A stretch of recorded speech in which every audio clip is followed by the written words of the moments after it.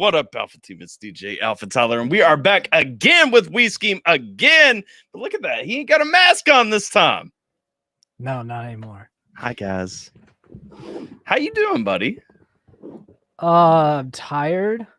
So if you guys don't know and haven't seen the title of the stream, Skeem actually just had a new baby, and I have to say this is like the least prepared I've ever been for an interview that I've done.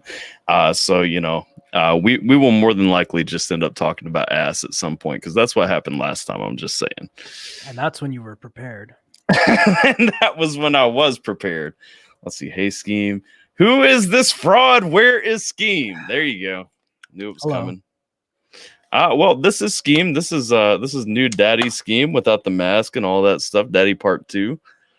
So I'm gonna say, oh god, the chats are all coming in. Let's see. Gubby says both y'all looking good tonight. Well, I appreciate that. I don't get that compliment very often. Hello, Mrs. Skeem. How are you? Hopefully you're recovering well. She's trying to get sleep, but Skeem's not having it. Oh yeah, yeah. I saw you said the other day that her lungs were very healthy. I'm glad to hear that. Yeah, they are. Skeem just doesn't give two craps. She cries and Skeem laughs.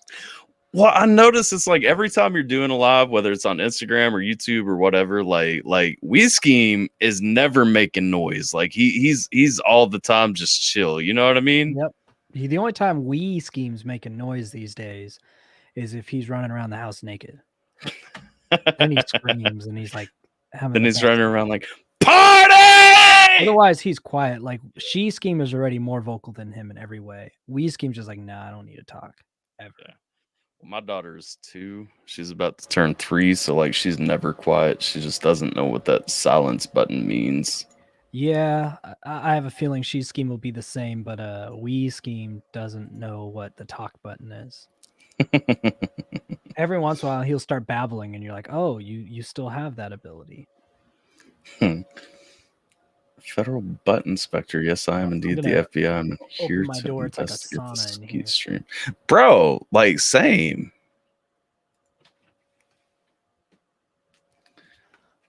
Are you guys as warm in Indiana as like the rest of the country seems to be lately? Like have you seen like with that heat wave stuff? It's been like the 90s and stuff. Yesterday today wasn't too bad. We had some rain, but yeah, it's been pretty hot. It's been rough here, but it's mostly humidity. Like when you get in Kentucky, it's just all humidity. It's the heat doesn't even matter. It's just how much water there is in the air. So you can't breathe anymore. That 100% heat. Have you seen all this crazy stuff though across the country about people like dying from heat strokes from the heat wave that's going everywhere though? It happens every year, and then every year people act like it didn't happen last year.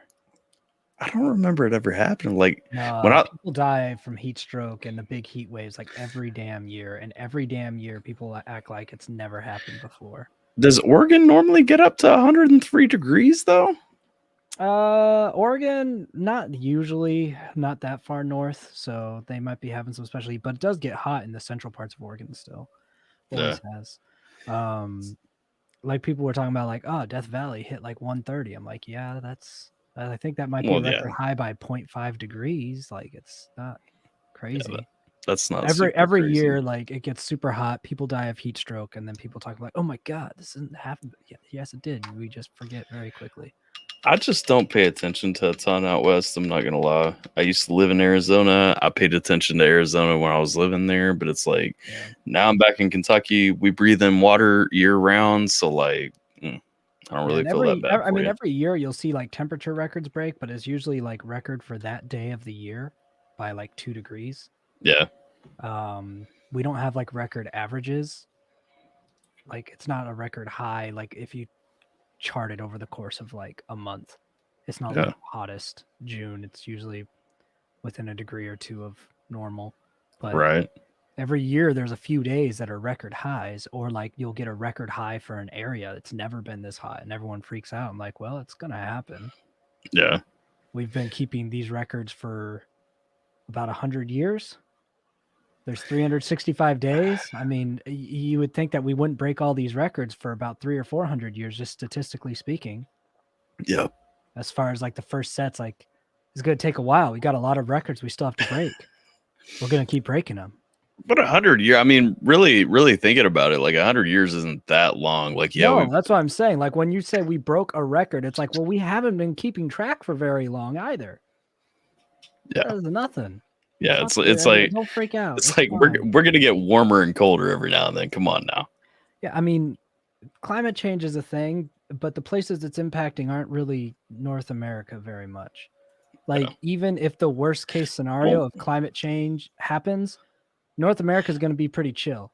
My thing with climate change, like if you deny that climate is changing, you're just being wrong. I mean, you can look at it whether you believe that it's man-made or not. Like changing, because that's climate's always changing. The world goes in cycles. I mean, there was an ice age. We're clearly not there. Prior to the ice age, there was not an ice age. You know what I mean? Like if climate didn't change, we'd probably have a lot of cool critters still around that we only have fossils of.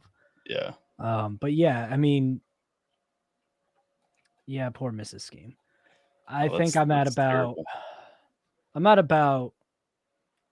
9 or 10 probably in 3 days. So I've got her beat by a few hours. She doesn't get you. Sierra always got me when we had Emery. Sierra would get me with the like Emery would cry, and rather than Sierra get up to take care of her, she would be like, I hurt. Get up and help her. And well, like, there's not really anything I can do because she's breastfeeding, so I can't or anything. So because Mrs. Skeem is breastfeeding, like it's like there's no reason. What I have to do is try to sleep in some part of the house because guess who has to take care of our other child under 2? Me. So since we have 2 under 2, it's basically Mrs. Skeem's got the new one, but I've got the other one. That's that fun part of having 2 kids, like that 2 kids that are that young too, because otherwise, like, if Skeem was older, he could just help.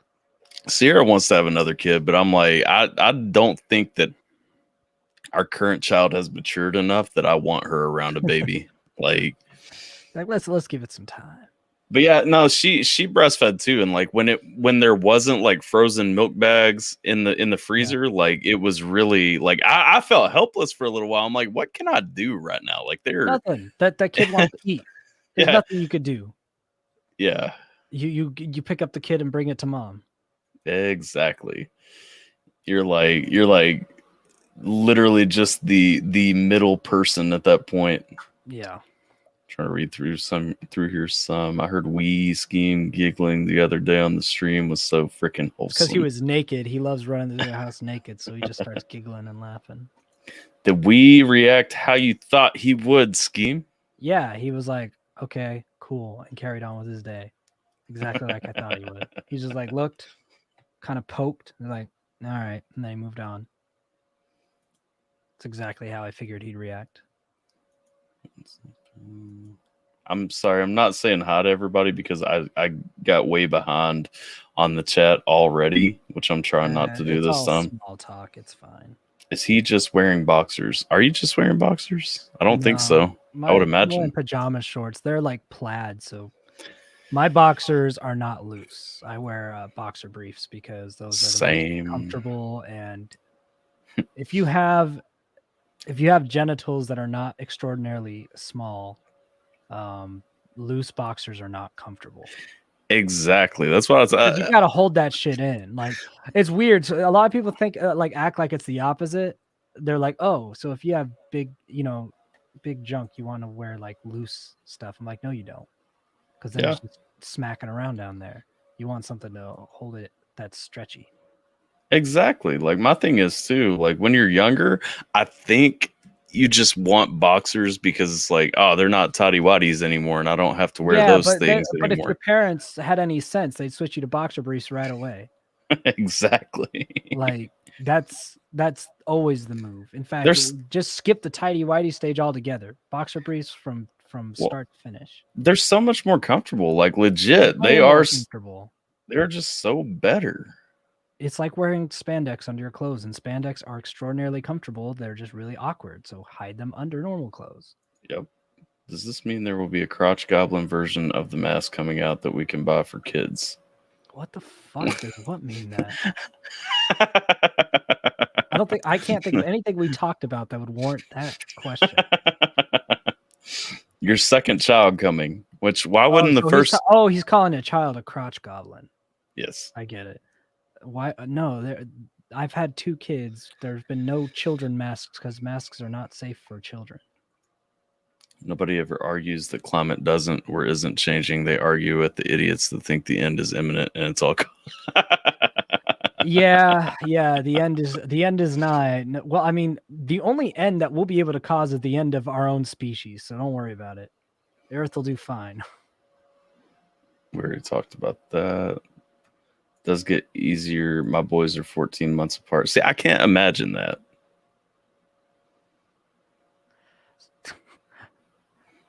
Skeet. I'm looking at the current comment. Someone says Skeet is cool, and then they do Skeet, and then they said audio correct instead of autocorrect. They got wrecked twice.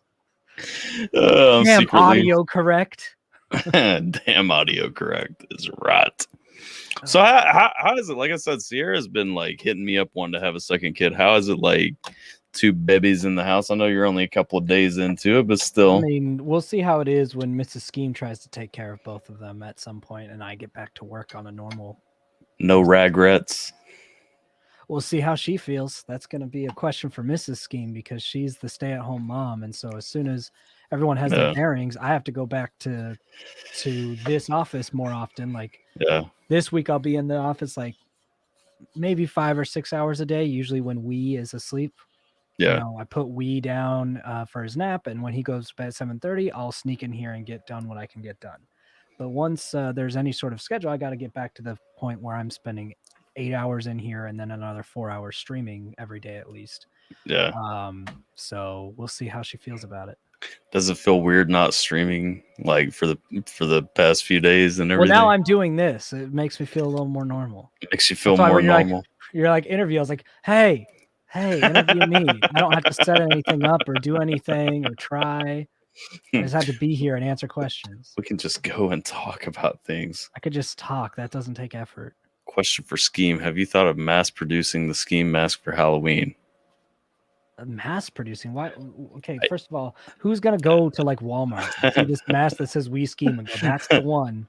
That's the one. That's what I want to be for Halloween. Like, no, I have not thought about that because that's a terrible idea.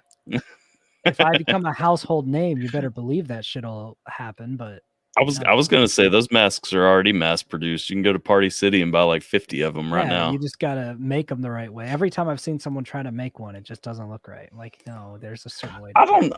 I feel like you shorted me on the duct tape on mine. Like my duct tape the tape is usually pretty short. People think it's longer, and that's one of the reasons the jank homemade Skeem masks always look bad.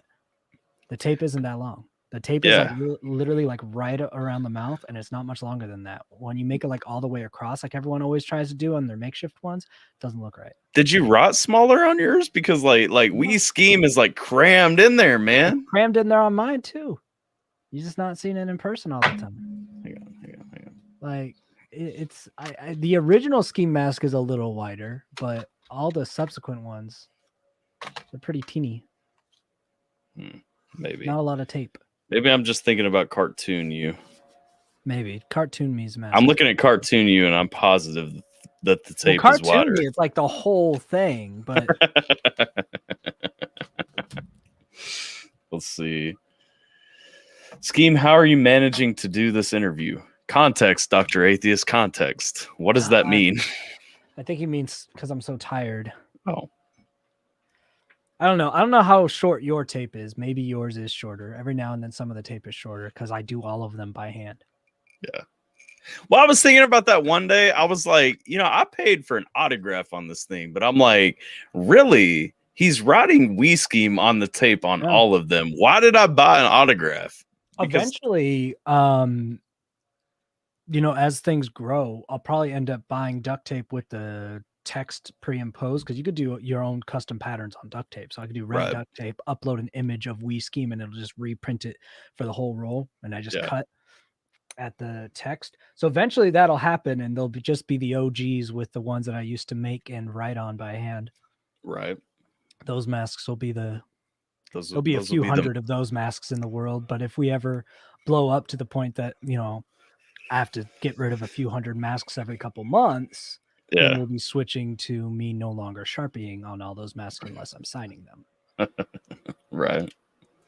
Skeem just no, I won't. We're still gonna have these conversations. Feels weird not watching, listening to streams. I agree, because like when I'm not streaming, like I'm always like, yeah, I'm always on, man. Every popping night, over to your channel, like, yeah. not for about a week. We Skeem without his mask. Oh my god, it's like the elusive. I was gonna call you like a deer. I know it's all the time. By the way, there's no liquid in here. I'm literally drinking peanut butter crunch. Really? Mm-hmm. Oh, that's lovely. See, once you're woke, you realize that why would I have to use a bowl to eat peanut butter crunch when I'm going to eat it dry? Wouldn't it make more sense to put it in a mug so I could literally do this instead of getting my hands covered in the dust of peanut butter crunch? Right. You gotta be smart. I don't have to use a spoon or anything. I could just literally eat my cereal dry because I wanted to eat my cereal dry. No spoon, no fingers required because I'm not using a bowl. I'm using a cup. Get woke, people. Right. The Skeem like the Gardic story that ended up as him last week, where he randomly became a garden hose. I don't know what, like, it was weird because everything was going normal, and then what the fuck is that? And then all of a sudden, a big ass garden hose. Someone just didn't know what they were doing. So I was like, well, that's a bummer. I was hoping there'd be like some slow progression, but no, it's just some fucker doing idiot stuff. That's the fun thing about the telephone game. Have you ever played that game? Yeah. It goes like, because you like the Gardic phone, not the telephone game. Yeah. Yeah, picture telephone. Yeah, I've played that. It's like picture spelling telephone. There used to be a website for that I was on all the time in college. That was funny as fuck. I had like I was involved in like 5 of their top 100 posts, and that thing had like hundreds of thousands of users on it. But it was basically, you know, the picture telephone game, but online with like anyone randomly assigned what they needed to draw.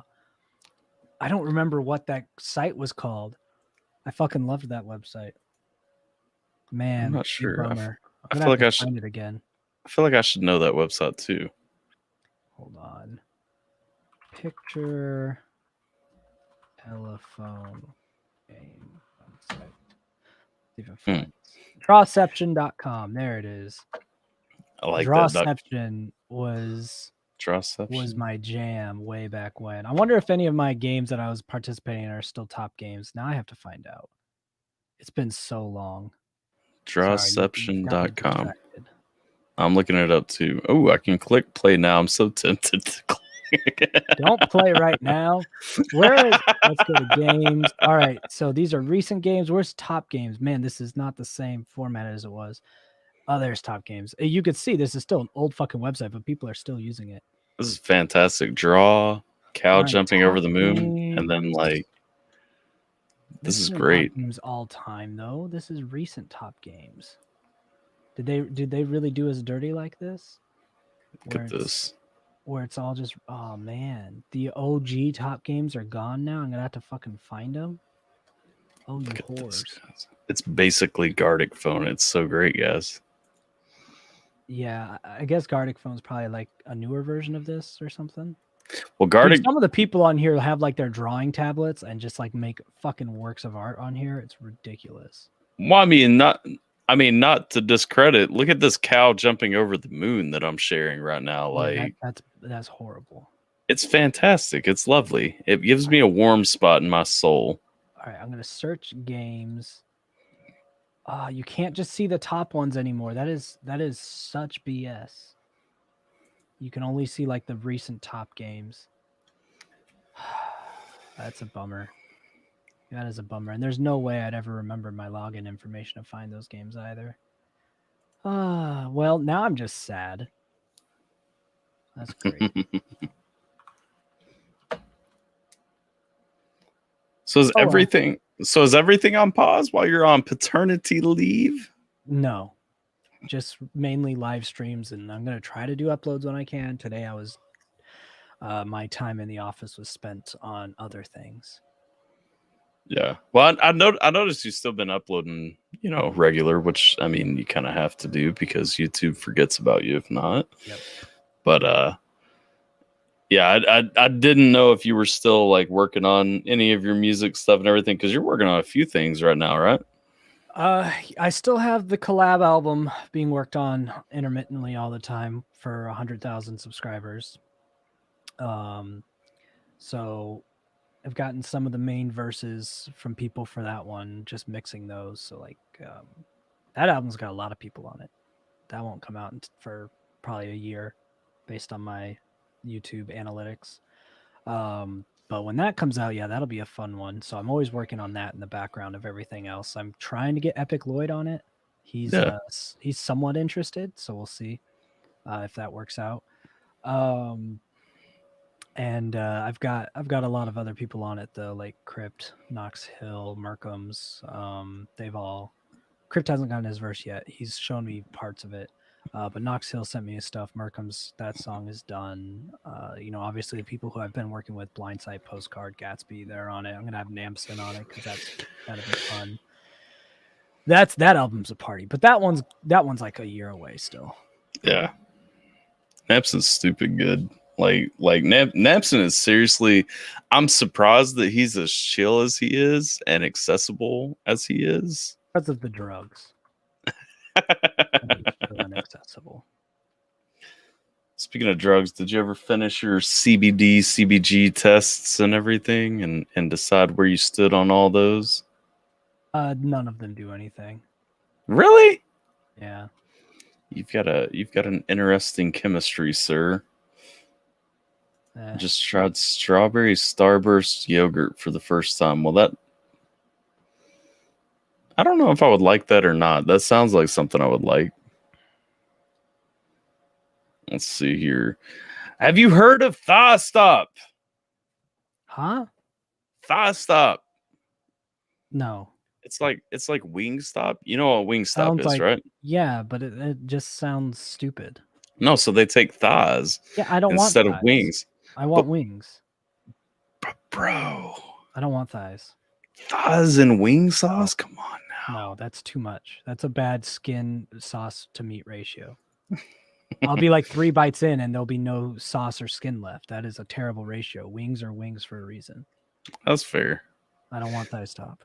Did you know Skeem can pronounce my name with no issues? I feel as though that is not true. I feel that that's inaccurate. That is, I think that's based on the character. I think that's Japanese, not Korean or Chinese. I think that's Japanese. And trying to see if there's anything I'll be able to make out from the times that I wanted to learn Japanese. If there's any characters I recognize. I don't know. The only thing that looks vaguely familiar to anything, which is probably not. I think one of those is like a religious deity. Studying world religions in college, sometimes you like saw different, like I wanted to learn Japanese. I studied world religions in college. Certain things stick out in your brain. One of those characters looks like one of the Japanese deities, but I'm probably completely way off. My minor was in religion and I don't recognize any of those things. There's weird things that stick in my brain, and like it's near the end of all of that. Some of the characters near the end, like the little L that looks like it has like a parentheses after it or whatever, or like a quotation next to it. That looks familiar. It looks like something from like Japanese religious text. But again, it's probably just my tired baby brain. Skeet is just hiding his power. Yes, that's what it is. I want to learn Japanese someday though, but that's probably not even Japanese. So besides sea salt, what other pop corners have you tried? Pop corners are goat. I've tried like everything that they have. Kettle corn is not my favorite. Everyone else likes it. It's sweet and it's great, but I like spicy better than sweet. But kettle corn was a lot better than I thought it would be because I do not like kettle corn generally. But pop corners are the ultimate chip. Every other chip can go fuck itself now. I think popcorners are like, or not popcorners. I think kettle corn is like the only kind of popcorn I actually do like. then you'll be obsessed over the popcorners or chips, by the way. I've seen them. I've never tried them. They're expensive, it turns out. And I think that's probably which is disappointing because now all other chips are dead to me. I think that's probably why I haven't tried them. The English translation of that is, I strongly believe in the religion of Tenma is French. There was something religious, and Tenma is a fucking religious deity from Japan, aren't you? Let me look up Tenma. Tenma goddess. It's a fucking goddess.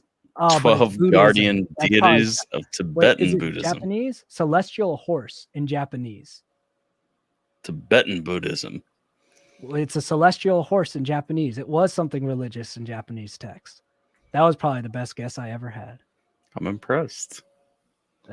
There was no intelligence involved there. There was just, that looks familiar to a thingy I saw in college.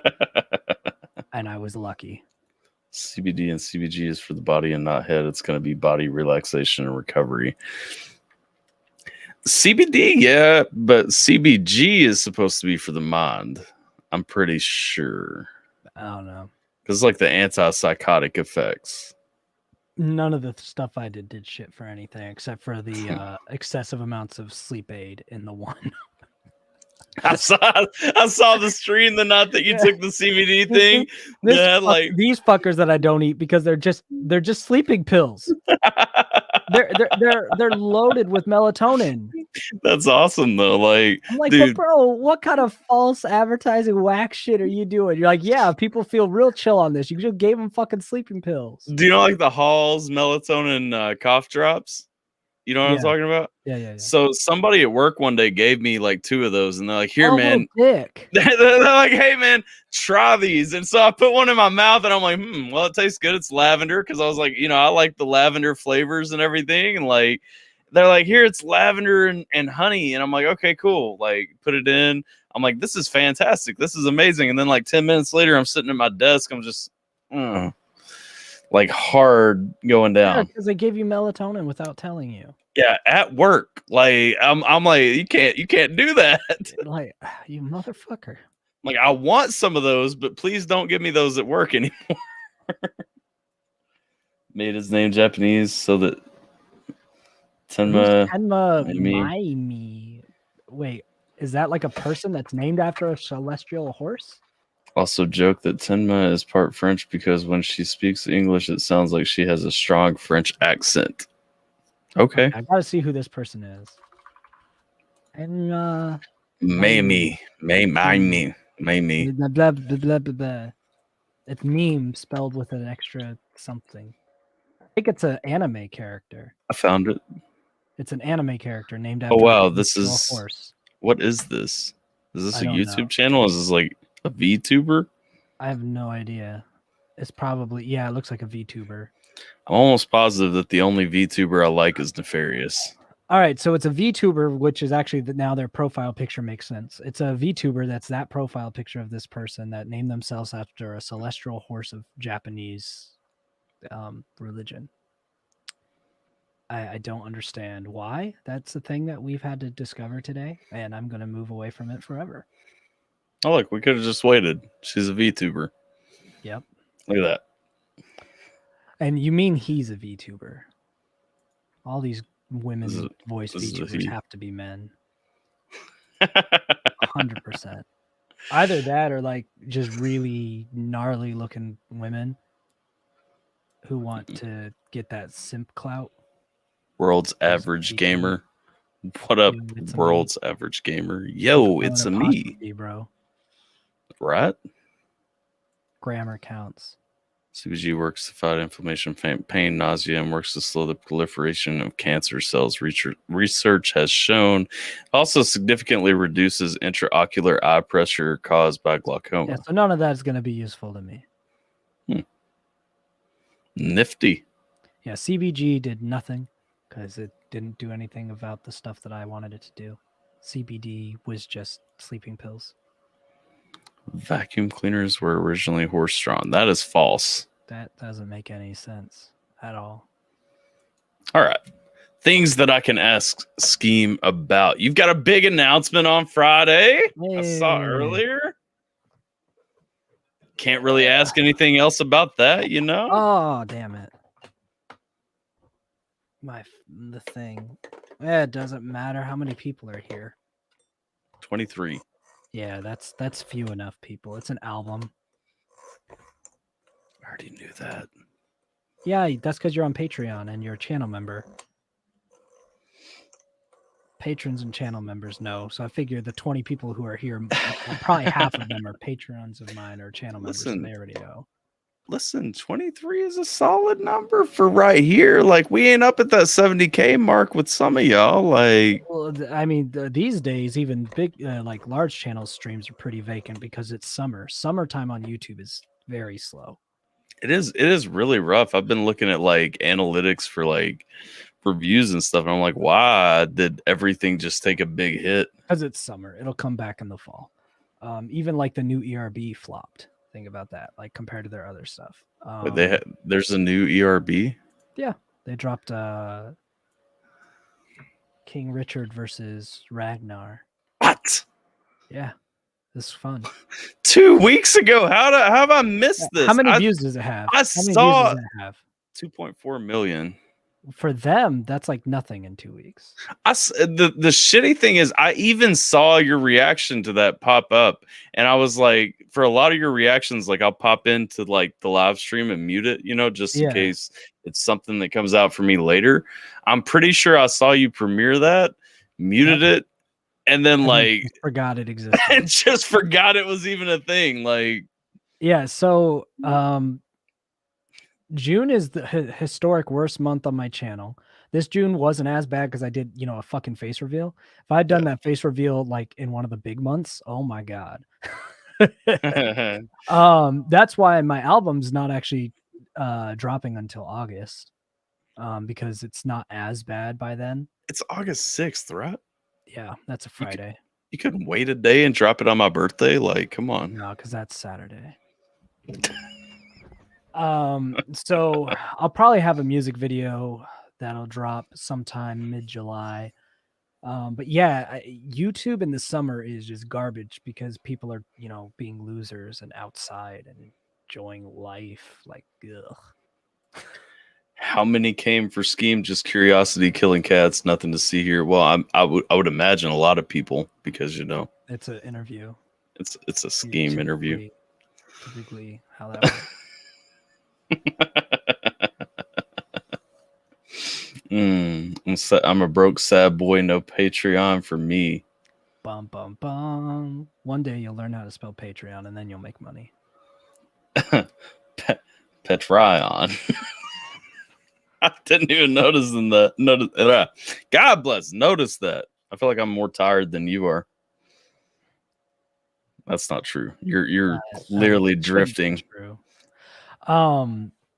So today, instead of filming a video, though, I was doing some polish work on the album. I'm doing a lot more like polishing than I usually do on albums on this one, just because I've been working on it for a long time before anyone knew that it existed, which gave me the advantage of doing that. Yeah. I'm doing some stuff that like I usually am like, fuck it. It doesn't matter if I do this or not. It'll sound fine. I'm like, well, I have time to, so I'm doing like, random little vocal cuts and effects on the master track after it's been mixed and just making it a lot of my stuff. I just make it super, super loud because, there's the sound and volume wars and mixing. This I'm keeping it so it's like the kicks and everything are still pretty loud and the bass is still pretty fat and punchy, but overall everything's actually optimized to be loud without having to use a lot of limiting and compressing. So it should sound better on more devices than my old albums. Most people only listen to stuff on headphones or in the car, so most people won't notice. But people who, if anyone, like listen to it on like nice speakers or studio monitors or something like that, there'll be more details and less compression on this. You'll have to turn up the volume a little louder. It's still like a flat, almost like a flat fucking bar the whole way, like all modern music. It's a little quieter than my other albums, which means it'll actually sound better when you turn up the volume. Because you always boost your vocals like a touch louder than what I normally would. I do it to more industry standards. If you listen to industry songs, the vocals are sitting above the instrumentals a lot. I know that, but I think like my thing is one thing that throws me off because you kind of like when you rap, like you have a higher pitched voice anyway than your normal speaking voice, you know? Yeah. And so like my tendency would be to bring those down like a little bit from where they are. If you want to listen to a good reference track to why the way I do it is still industry standard, listen to Weird Al Yankovic and how loud his vocals sound compared to his instrumentals. Right. Yeah. No, that's kind of where mine is mixed as well. It's just like in my head, there's a rule. Like if you turn the song down to nothing, all you should hear is vocals and possibly like cymbal sounds or like really high things. Like if you turn it down, like when you're finishing your mix, you should turn everything like down to almost nothing. And about the only thing you should hear is like the general rhythm and the vocals. Do you ever just mix in mono? Weird question. No, but gross. somebody suggested the other day. I was looking at this thing and it was suggesting like why you should mix in mono. Engineering scenes, mix in mono, and I don't think most people realize where that came from. The reason that engineers were ever mixing in mono and then doing stereo stuff afterwards is because they were optimizing it for TV when TV only outputted in mono signal. That was the whole purpose. There was never an advantage to it so far as music. It was just to make sure that the mix still sounded good if it was compressed down to mono. That's still applicable if someone's listening to it through a cell phone speaker that's only got a mono output, but that's going to sound like shit no matter what. Right. So the only thing I do is I check my mix in mono. Like I'll just click it on mono after it's mixed and listen to make sure that it doesn't like sound completely off. And usually that's literally like 30 seconds. I'll listen to 30 seconds of the song in mono to make sure it's not completely broken if someone was listening to it in mono for some godforsaken reason. But there is no advantage to mixing in mono because actually that way you're going to mix a much flatter mix. I was just wondering, like I said, I mean, it popped up because I saw somebody saying the other day, like, always mix in mono. And I'm like, I mean, I get checking in mono, but I don't get mixing in mono. Do not mix in mono ever. First of all, like, what's going to happen when your song goes to stereo? Like, what the fuck are you doing? Because stereo isn't just for panning. Like you need to be mixing in your soundstage, your space. How wide is the song? You can't do that in mono. Mono is just a straight fucking line. Whoever said that, again, I'm assuming there's someone who is like just doesn't understand where that advice is. It was one of those stupid ass. Honestly, I'm pretty sure it was one of those stupid ass like ads that comes up. Not for full sale, but like because they were picking stuff from industry heads. Industry heads tell you that because TV. Yeah. If your stuff ends up on TV, a lot of times that's downgraded to mono, which is changing now anyway because most people's TVs have like huge surround sound. Don't ever fucking do that. Absolutely. Don't mix in mono ever. Let's see here. Looking forward to hearing about that again as soon as possible. Hearing about what? To never hearing about that. You're way back. That's the VTuber conversation. Well, I'm literally going back to figure out what I missed right now. That's the VTuber conversation. I keep scrolling ahead and scrolling back, like because there were some things, but I don't know what they were. Hello, Elena, just because you added me. Here for Skeem, but you seem okay too. Well, thanks. You seem okay as well. She's not. Don't let her lie to you. I'm not sure how this is the first time that we're interacting, honestly, but thank you. Miss Hernandez just came the ride. I always call her Miss Hernandez because I'm not that first name. Dr. A always over here keeping Keem alive on the Friday night streams. By the way, why are you drinking so much Sprite lately? Like, are you out of surge? Do you need me to send you some? No, I don't drink a lot of caffeine. I drink like one caffeinated drink a day, if that. Okay. Anxiety issues. Caffeine for anxiety. I don't either, just because like I don't enjoy Surge, caffeine that much. I only have 9 cans of Surge left, so I don't have a lot. Well, like 10 stores around me, because every time I walk in, I take account of whether or not they have Surge. Like 10 stores around me have it, so I'm just saying, when I'm down there, like in Kentucky next, I gotta find some stores and raid some Surge supplies, like fill the entire bed of my truck with Surge. Bro, come visit. I'll show you all the places. And we'll just be like, just put them in the back. just roll it. Do you have pallets in the back? Because I'm stockpiling. Like it'll last like 6 years or at least before it goes bad. It's soda in a can. I'm telling you, I don't know the rest of Kentucky, but I know that where I live in Kentucky, yeah, they might have pallets in the back. I'll be like, I'm not kidding. I'm sure they do. You've probably got like a $250 pallet of Surge. I'm taking the pallet, you're putting it on my truck, and I'm paying you the $250. That's what's happening. Go back there, get the forklift, drive it to the parking lot.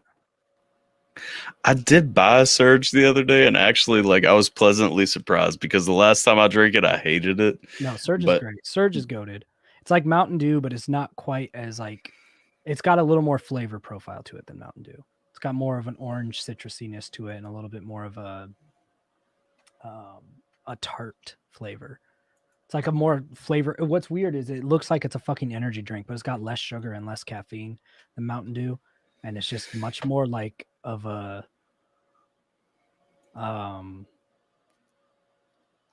flavorful drink. Tastes like more of a mixed drink than a soda. Kind of like Dr. Pepper, how Dr. Pepper's got so many unique flavors in it.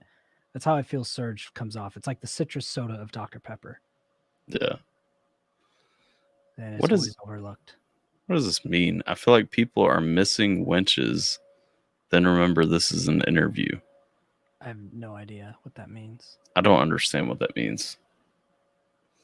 Well, Lisa has no eyebrows, by the way. And God bless, no. Keep going. Whatever was gross, okay. Who knows? Oh, probably. Question for Skeem.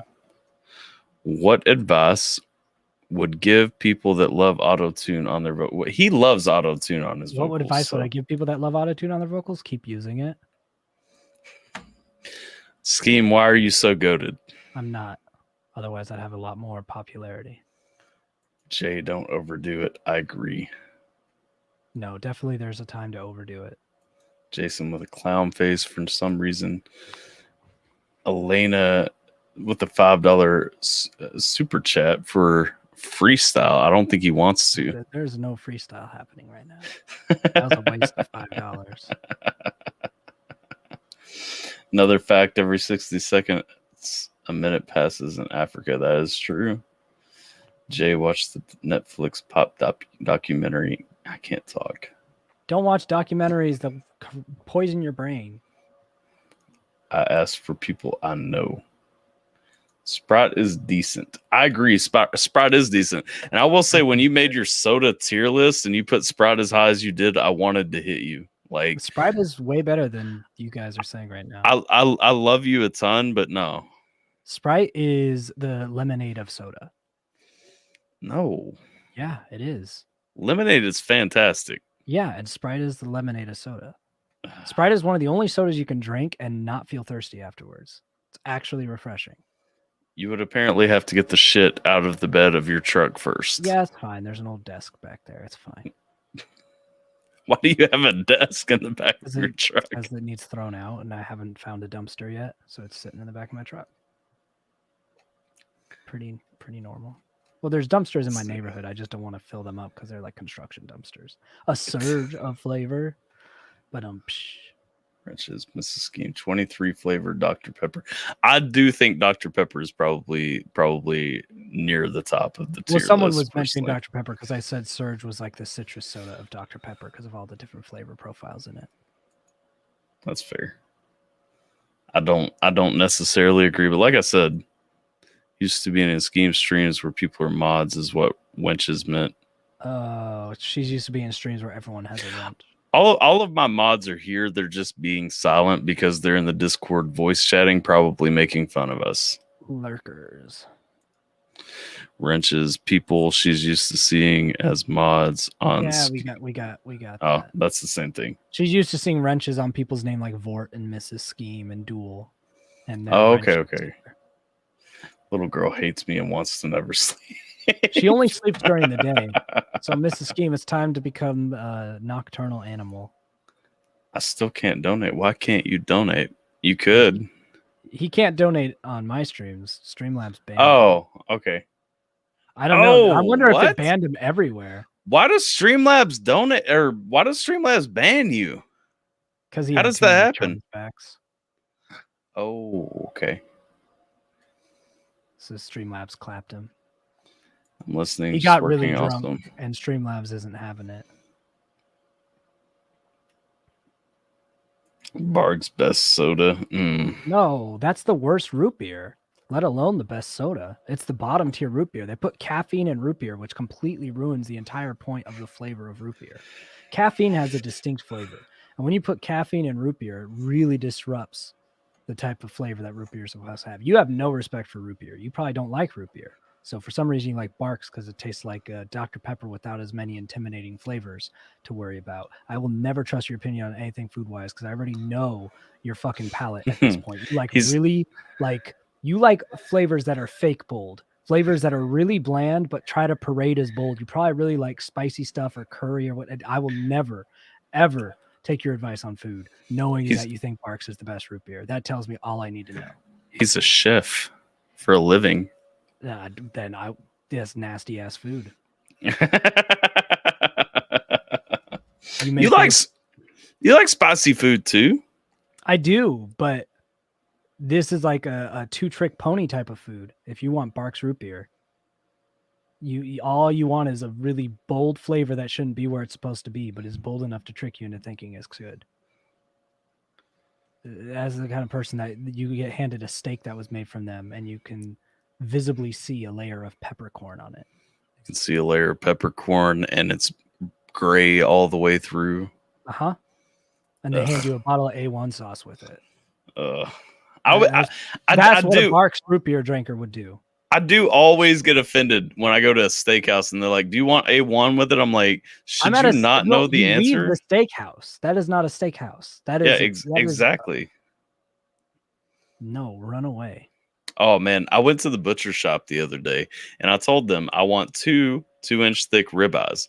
And so there were these young ladies that were working there that I've never seen before. And I go to the butcher shop pretty regularly. He works at Texas Roadhouse. It's all explained now. They will give you a steak that looks like there's a layer of peppercorn on it. What's weird is there was one time Mrs. Skeem and I got like the best steak ever at Texas Roadhouse. And ever since we keep like going back hoping to find that steak again. But every time we go back, we're like, oh fuck, it's Texas Roadhouse. At least there's the cinnamon butter because the steak is not good. Better than Logan's though. Would you drink every single soda combined for $1,000? Who wouldn't? $1,000 and it's just like one can of every soda. So it's probably like literally one drop of every soda. Let's go. Who would say no to that? Like it's easy. I don't care how badly it tastes. Oh, it tastes awful, but I'll take the whole thing down personally. Like, yeah, it's let's not gonna kill you. Just drink it. Exactly. My wife is like that. She won't try new food. And it's like, I'm like, I'll give you $5 to try a bite of this. And she's like, no. I'm like, that's my wife. My wife is so picky. Yeah.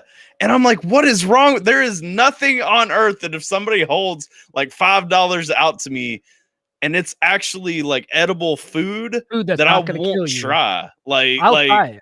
Yeah. If it's food that's not gonna kill me, exactly. I'll probably try it without you paying me.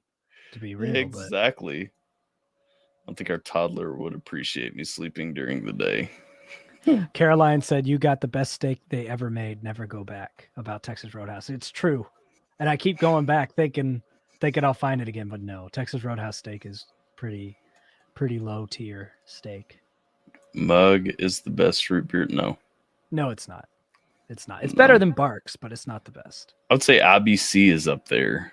IBC is good. That nice bottle stuff. Dad's root beer in the glass bottle is pretty good too. You can hardly ever find it in glass bottles though. It's usually plastic these days. The best root beer ever is, I don't even remember what it's called. There's like a nutmeg thing to it. It's a seasonal thing. It's like drafted seasonally in this super fancy fucking bottle. That thing is like goated for root beer. I am a root beer connoisseur, a root beer snob. I have probably tried over 1,000 variants of root beer in my life. And of the main name brand root beers, if you can get A&W on the tap, it's passable. It's very sweet, and a lot of the better root beers are spicier. But A&W from the tap is pretty good. And as far as like name brand bottled at the grocery store, your best bets are usually IBC in the little glass bottles. Or what else would be close to that? Probably Dad's root beer is the only one close to that. Have you ever tried, or well, what do you think about the A&W House restaurants like as a whole? Well, the A&W restaurants usually have A&W on tap, and Right. That was why I asked. Yeah, that's pretty good. A&W on tap is almost doesn't feel like brand root beer anymore. AlphaTyler and We Skeem improv ASMR to help She Skeem sleep for Mrs. Skeem requested. Wait, what? I don't think me ASMR would help She Skeem sleep. All my ASMR turns into is this thing rubbing against my microphone a bunch. Like yeah, it just goes like a bunch of. I don't know how you feel about that, but like I don't think that's helping anybody sleep. Someone says, "Hey, Mr. Root Beer, I like they spelled sarsaparilla really weird. Any different from root beer? Yeah, it's very different from root beer. It's usually closer to the more spicier elements of root beer, but some of it's good. All I ever think about when I see sarsaparilla is sunset sarsaparilla. I've made my own root beer before too, brewed it. Oh, really? Uh-huh. I brewed my own beer before.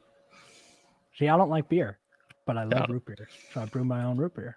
You like those things? You like those Mike's Hard cans that you can pour extra vodka into to. I'm a liquor that guy. extra little boost. I'm Hispanic. We do liquor. We only do beer if there's tacos involved, and it's and we do the usually the lighter colored beers. Like, do you like horchata? Yeah. Really? Yeah. If it's made right. Usually it's not made right. Everything at Texas Roadhouse is made from scratch. I don't. Scratch is junk though. I don't believe you, like, because I can't. Roadhouse is gross, bro. I can't personally stand Texas Roadhouse. Like, no offense to you or the one you work at, but like, you do your job, but it's not good food. AlphaTyler, the reason picky people are picky usually is because they try a few things they don't like and then get inside their own head. Placebo effect happens and they never like anything. That's not accurate at all to why people are picky. I think people are picky because they refuse to try new things. Like, my wife will not try new things, period. Like, and then usually when she does, she's like, oh, that was pretty good. And I'm like, yeah. When we got married, she had never eaten a steak. I think you're mixing up picky and food aversion. There's like food flavor aversion people, and there's picky people. Picky people are just picky because they refuse to try stuff, like you're talking about your wife. Then there's flavor and like food aversion people who certain textures and certain flavors are like actually vile, repulsive. They will like vomit over them, and there's very few things they can eat because of that. So I think we're talking about two different things. Most picky people have some sort of food aversion, and like they actually can't stomach things, and you could try to trick them all you want, and they probably will never get over it. They can grow their palate a little bit, but it's more of like a mental disorder to an extent. But then there's picky people who just like, shut the fuck up and try this food. So it just kind of depends on who you're talking about, what the issue is. Kind of like the difference between someone who actually has manic depressive disorder and someone who's just sad all the time. The person who's just sad all the time, shut the fuck up. Your life is fine. The person who has manic depressive disorder, it's a little more complicated. Same thing, but different. Yes. We already talked about sarsaparilla. We did. I'm really intrigued by butterscotch root beer. Special edition Bavarian nutmeg root beer. That's the one. That's the best root beer that's ever been made. I've never had it. Yep. It's the special edition Bavarian nutmeg root beer by Virgil. Comes in this big old tall crazy thing. That's the best root beer that there is. True liquor is greater than beer. I agree. Bourbon is greater than beer. I already know the answer to this, but I'll put it up anyway. Yeah, I would if I could. I would eat it though. I wouldn't smoke it. The only smoking I do is like once every couple months. I have a tobacco pipe. Smoke's not good for your lungs. Not even weed smoke or vape smoke. None of it's good for your lungs. You like a tobacco pipe? I actually enjoy a tobacco pipe too. Like, there's something about just chilling and holding the pipe. Like, I don't know. It's great. It's a wonderful feeling. Don't have food aversion. Meth once. Wait, what? She tried meth. I'm glad you decided nah. I thought about trying meth once, but decided nah. Okay. Thank you for otherwise that. The new campaign would be meth only once. not even once, just only once. I'll eat anything edible for the most part, but I still have preferences. Well, that's just normal. That's how most people are. Most people eat stuff. They just have something like they like. Don't try meth. We all know how it turns out. Yes, we do. You have no teeth and you're sucking dick for $1. Like, man, only $1. And you're probably pretty good at it too because you don't have teeth. Exactly. Prices. Insects. Although I did try fried grasshoppers and orange sauce in Thailand, kind of like nuggets. I don't think that you have a food aversion to insects then, because you would have probably puked or like not been able to eat it. They are legalizing weed in Virginia in 2 hours. Good job, Virginia. Cigars you don't inhale, right? You shouldn't. You're not supposed to. You'll be pretty sick. You really shouldn't inhale pipe tobacco either. It's basically like a cigar in a pipe. So it's still not good for your lungs, though, even though you're not inhaling it, because you're still getting some. And inhaling cigars is really frowned upon. That's why that's like the one tobacco addiction. I mean, it's not that it's like that frowned upon. It's just you will probably throw up. Don't do it. Like if you have a really good Cuban cigar and you're not inhaling it, you might still get lightheaded and throw up. If you're trying to inhale that thing, you're fucked. What? I don't think the dog hitting your tongue is why you don't like food. I don't think those are related. But that would be really interesting if it fucked up your taste buds. Moving to Virginia. Everybody's saying bye, Moni. Bye, Moni. Right now, packing my bags. Legal in Michigan, bye, Moni. Okay, so on Gatsby and Postcard streams, because someone mentioned insects, there was like fried crickets, and like Gatsby and Postcard were so afraid to eat. I was like, bro, it's just fucking food. What's like, so bad about it? That was Gatsby's. Birthday stream. Yeah, they were pansies about that, and they were pansies about the hot sauce too. I'm like, this is my Latino blood coming out. Though I'm like, crickets, eat it. Hot sauce, drink it. It's fine. Liquor, I'll chase it with liquor. I was literally chasing because Matt poured me the worst tequila mix I'd ever tasted. It was tequila and some nasty ass soda. So I would drink it and then I would chase it with Fireball because the tequila tastes so bad. And like, Fireball is smooth though. Gatsby looked at me. He's like, "Did you just chase your liquor with liquor?" I was like, "Yeah, because the Fireball tastes better. I'm Latino. It's fine. I'm used to liquor." Fireball is so smooth. I don't really know how it can be called liquor. Like, if anything, why? If anything, like I really think of Fireball as like a liqueur. You know what I mean? Like, but it's not. Look at the alcohol. It's fucking whiskey. They just made it taste real good. Yeah, it's whiskey, man. It's liquor. It's hard liquor. It'll fuck you up. It's true, but I mean, it tastes good. It's just so smooth. It's magic.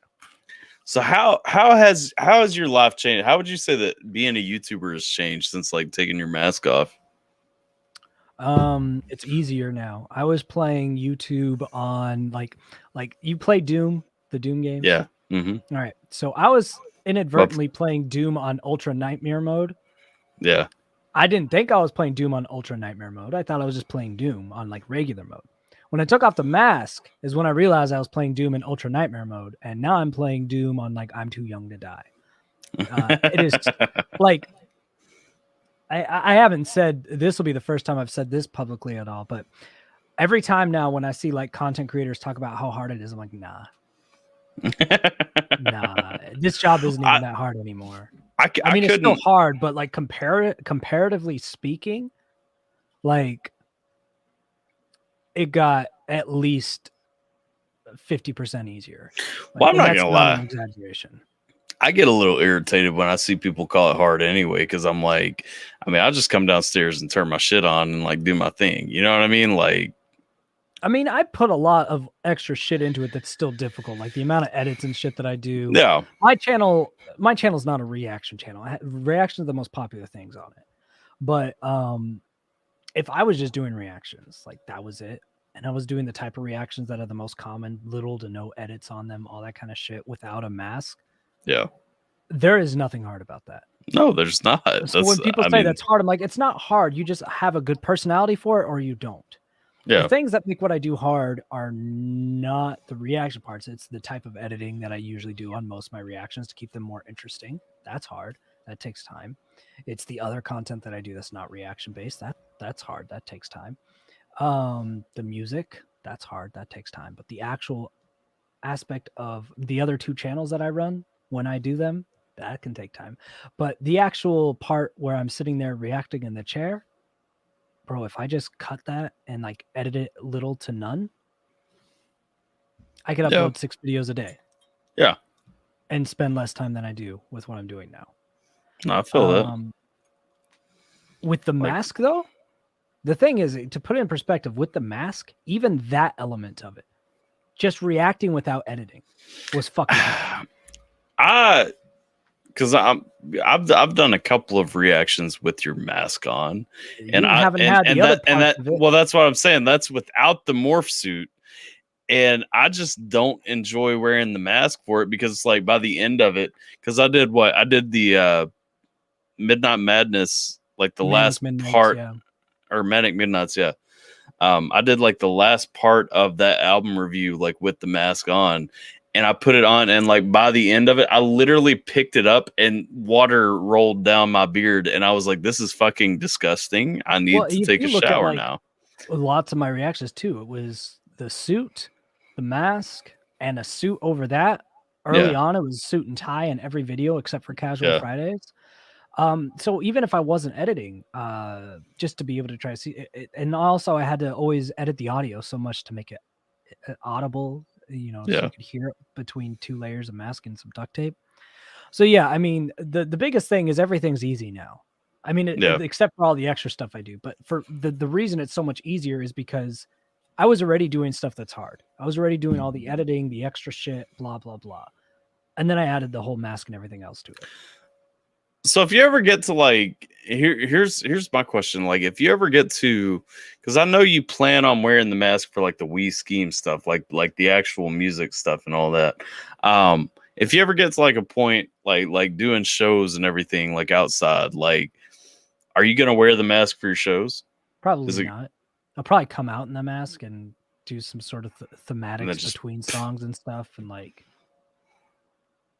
but at first, when it's just like a venue of like 100 people, I'm just gonna come out and come out in the mask, take it off, do my set. Rip a hole in it like you did for the Twitch show?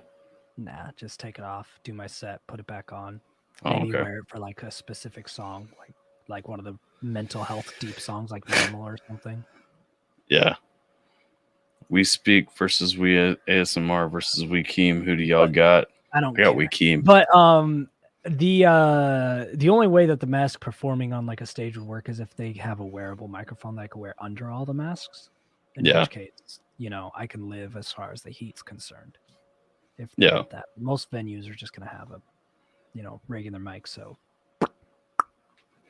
yeah, no, I feel that. Like I said, I mean, it was just kind of something I was because I remember like when you were talking about like the separation between the two and everything, and like, I mean, there is part of me, I'm not gonna lie, there's part of me that like misses the mask to a certain extent. Like, I don't miss it because like I appreciate you know what I mean?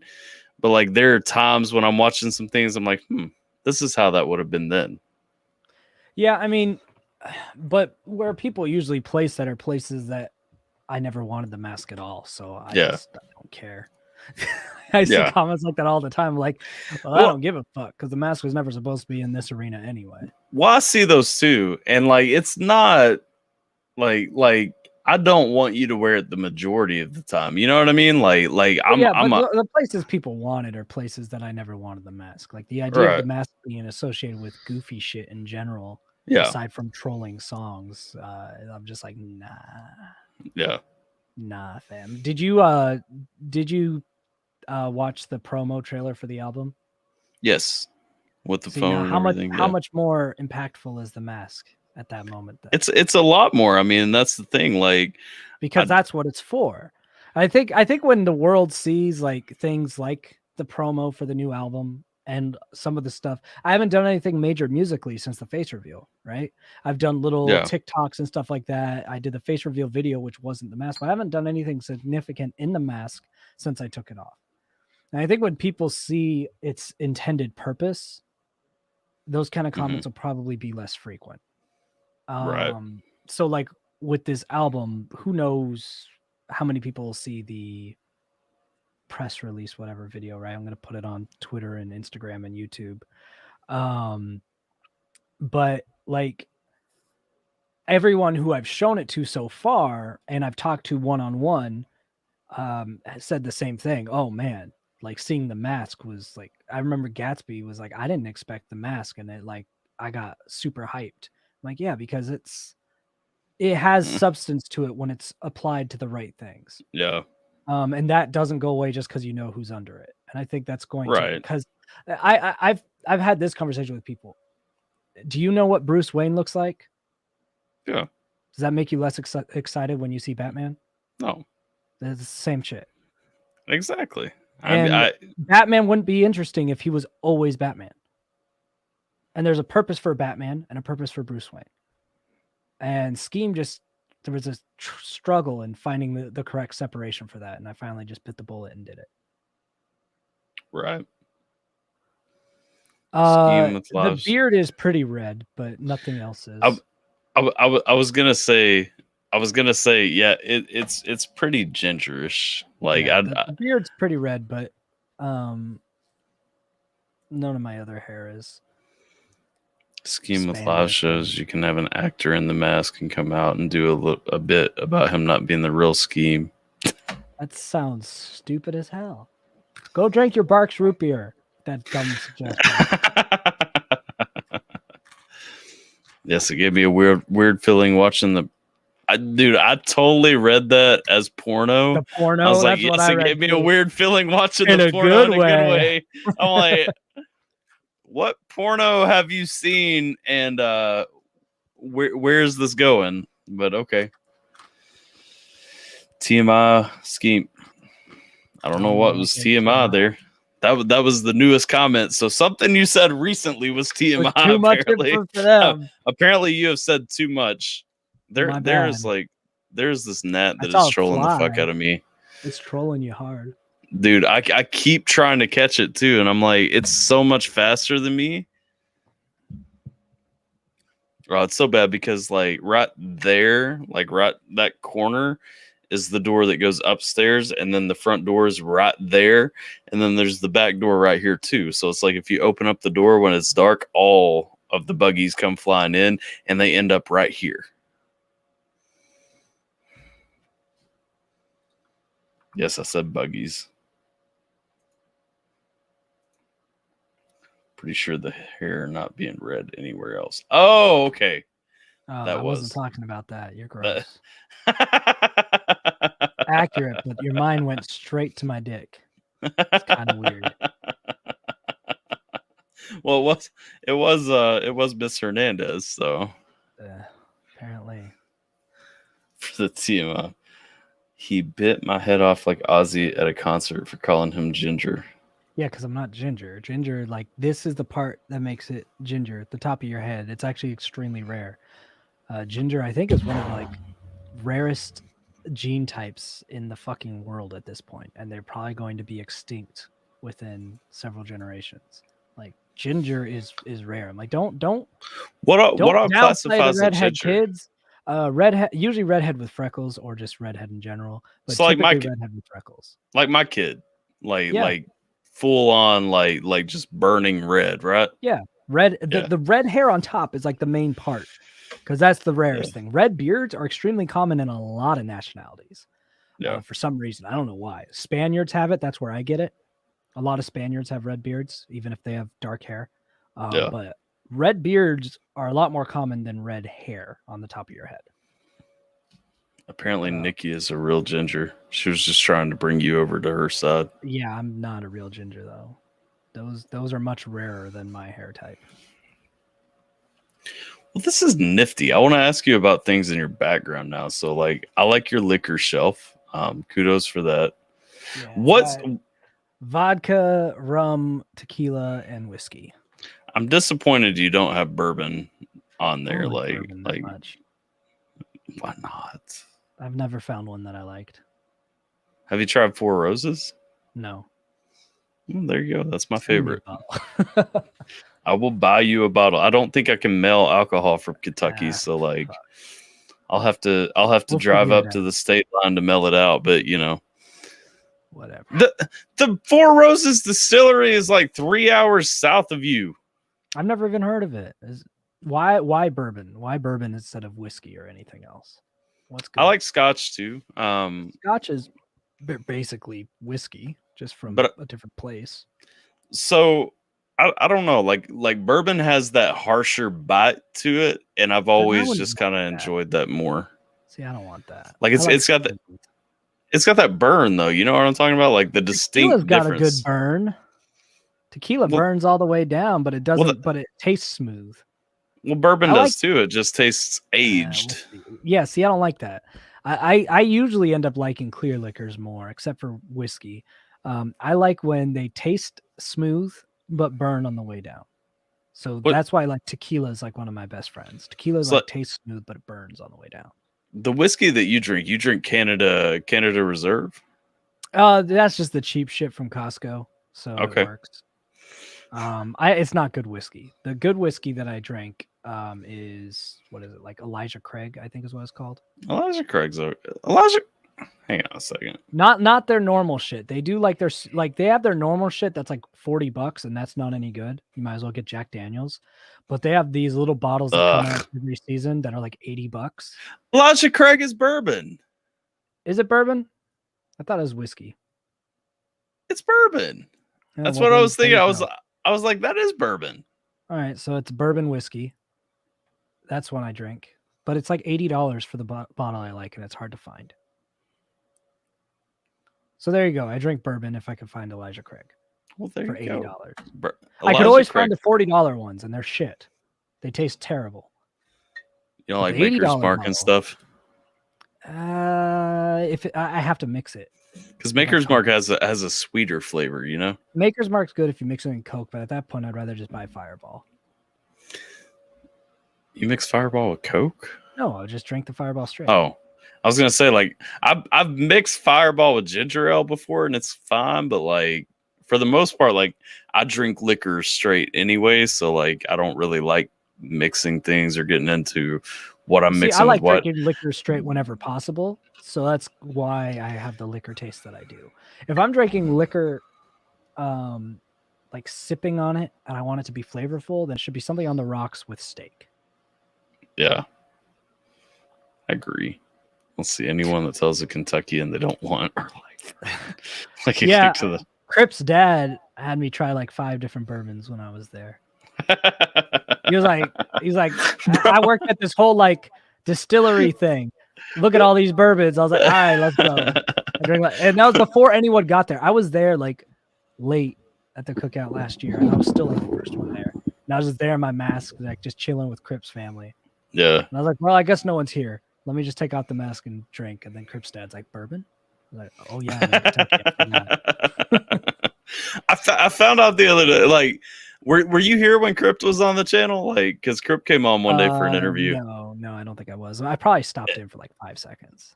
Yeah, we were talking, and I was like, you live how? Like we narrowed everything down, and through the process of elimination, I'm like, we're not. Like, and that was the thing.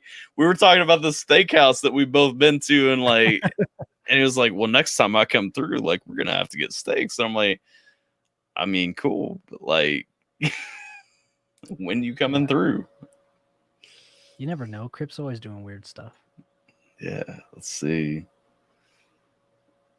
What have cognac? How do you say that? Cognac? Cognac, I think. I've seen it like a ton of times, but like because that's like what what's the one that starts with a D? I don't fucking know what it is. They're not good. They're way too syrupy. You know what I mean? Like they literally feel like syrup going down. You're supposed to freeze them and like drink them ice cold. Nah, that's remind me of Jägermeister, and I'm not that licorice. You don't like? No, I do like Jaeger. I love like licorice too. I love licorice. I had Jaeger once. I was at a karaoke bar because karaoke is my life. And I was just like drinking tons of shit, like loving every minute of it. And then I just went to the bartender. I was like, what do you recommend? And they're like, try a Jaeger bomb. I was like, all right, fuck it. They gave me a Jaeger bomb. I literally drank it, put it down, looked the bartender in the eyes because I like tasted disgusting black licorice. Looked them in the eyes, stood up, walked straight to the bathroom, puked my brains out, washed up, came back out, and I was like, I'm gonna need something else. And they're like, did you just throw up in there? I was like, yeah. They're like, we can't serve you threw up. I was like, it's not because I'm drunk. It's because that was disgusting. Get me something else. And I never touched Jaeger bomb again. Did they give it to you? Black licorice. Why? Did they give it to you as a drop shot or as a mixed drink though? Drop shot. Okay. Well, It's that's the just best way disgusting. to have it. Well, They never just mind. like, drop, and I went, and I was like, this is black licorice. I would never. No, if they had said, I'm going to give you a black licorice bomb, I'd be like, no, black licorice is disgusting. Do not give me that. Give me something else. I love But Jaeger they said bombs, man. Jägermeister and a Jaeger bomb. And I was like, I've heard of these. These are in songs. Let's go. Oh my God, this is terrible. Black licorice is so bad. Like red, why not do red licorice, like a red vine flavor? That would be, I would gobble that shit up. Let's go. But black licorice, you chose the gross one. I like black licorice, man. I can't agree with you right now. I can't deal with black licorice. Do you like ice wine? I don't know what ice wine is. I like red wine. The only wine I've ever had that was any good was like this weird pink wine. And then I realized how shit-faced you get super fast on wine, so I've never touched it again. Was it White Zinfandel or whatever? It was like candy. That one's pinkish and like also candy. Tastes like candy. Yes. Yeah, and I was like, yay, candy! I drank like a bottle of it because I didn't know that wine had like super high alcohol content because I wasn't a wine drinker. Yeah. And so drinking a bottle of wine, I mean, that's like a bottle of liquor pretty much. Wine's got a pretty high alcohol content. I didn't realize. It's high for what it is for sure. So I was like, yeah, I'm out. I'm not doing wine anymore. I'm a vodka straight kind of guy. Yeah, I mean, not very much flavor. It's like drinking rubbing alcohol. That's what I was about to say. It's not really saying much. You would probably also enjoy like Everclear mixed with water. Yeah. Mix Fireball in a hard cider, Angry Orchard. Just drink Fireball, bro. You don't need to mix it. Is that like box wine? I have no idea what ice wine is. Maybe Cognac, not alcohol. And brandy are good. There are a lot of opinions coming out about this. Someone spelled karaoke Kerokie, and on that note, I never want this person to spell again. Who said that? Where's this? Oh, it's fucking Barks Root Beer guy, of course. Of course, it's Barks Root Beer. Karaki. You killed my soul. So if you like black licorice, then you would like Jaeger, probably. Yeah. Sounds like Tyler is saying ass wine. I don't think ice and ass sound the same. Maybe you just don't know my accent, asshole. Oh shit, let me check something. You have access to you're a channel member, right? Yeah. You want to show them that promo on the channel member playlist? Yeah, sure. See what they think. It's a little different, the one that'll be coming out on Friday, because I had to change one line of text, and we could talk about that since this is interview fun time. Okay. Like I said, I wasn't terribly prepared for this interview. I had some things that I wanted to ask. But we'll take it to this direction of steamness. Let's see, where is it? Because I never know. There should be a member only playlist. I'll make sure it's on there. If not, I'll add it. It's not. Hang on, videos though. I think it's on your home page actually. Original songs, shorts, popular uploads, remixes. No, it won't be because it's all right. I put it on the member only video, so you should be able to find it on that playlist now. Videos. Still trying to find members only though. It's a playlist. You have to go to the playlists on my channel. Member only videos. There we go. All right. I've never told anyone this. What is it titled? Like, you have all these clickbaity titles lately.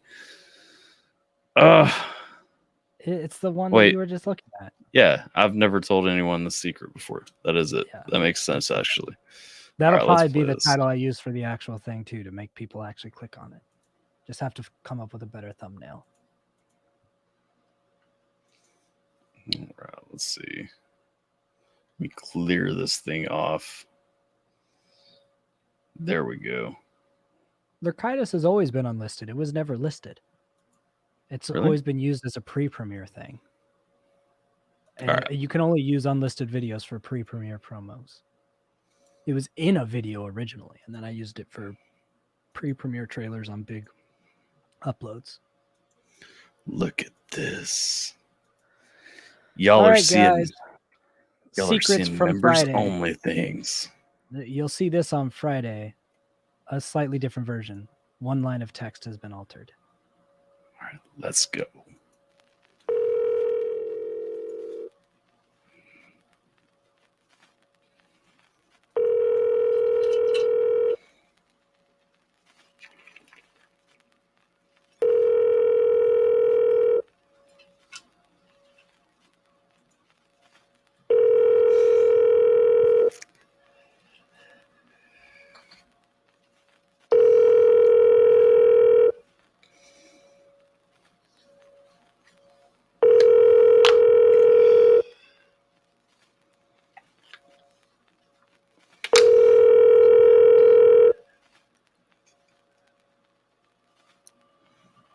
Hello, no one is available to take your call.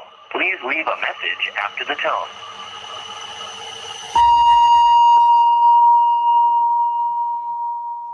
Hey, look, that's what it's called. Why do I feel like I know something more about that? So that's how the album gets announced. Wait, what the hell is happening now? You're on a playlist on it. I'm on a playlist. I was like, I never have autoplay on. How is this happening? Playlist is go. All right, fixed. So there is one line of that changed. One line says, "I never found out why." That is no longer accurate. I ended up finding out why. From the girl? Yeah. So was it because she saw it? Was it because she saw it though? No, pull up the video. We'll talk about it. Okay. Hang on a second. Let me reopen. You go to the line that says like she never called back.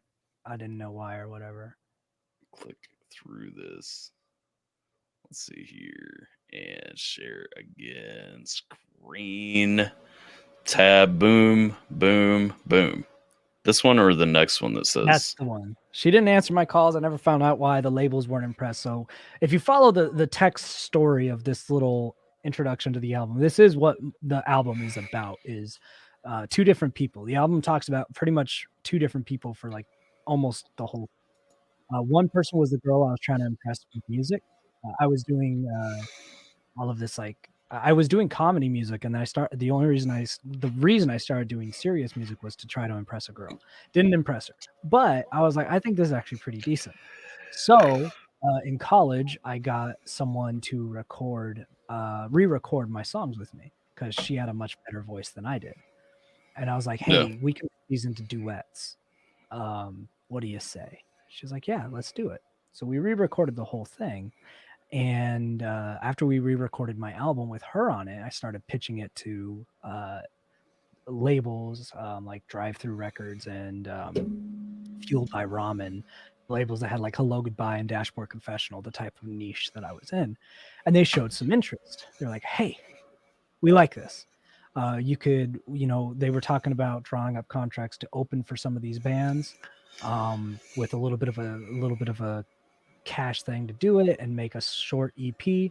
If the audience receptions does well over like a little national tour, then you get your own full album, then your own tour, blah blah blah. And I'd seen them do that with other artists. It was pretty standard fare. So as long as you don't fuck up the tour and the opening act doesn't flop, you got about a $50,000 to $150,000 sign-on bonus for an album deal that you could do decent with. It just depends how it goes, right? That's any label deal. That's right. Like UMG.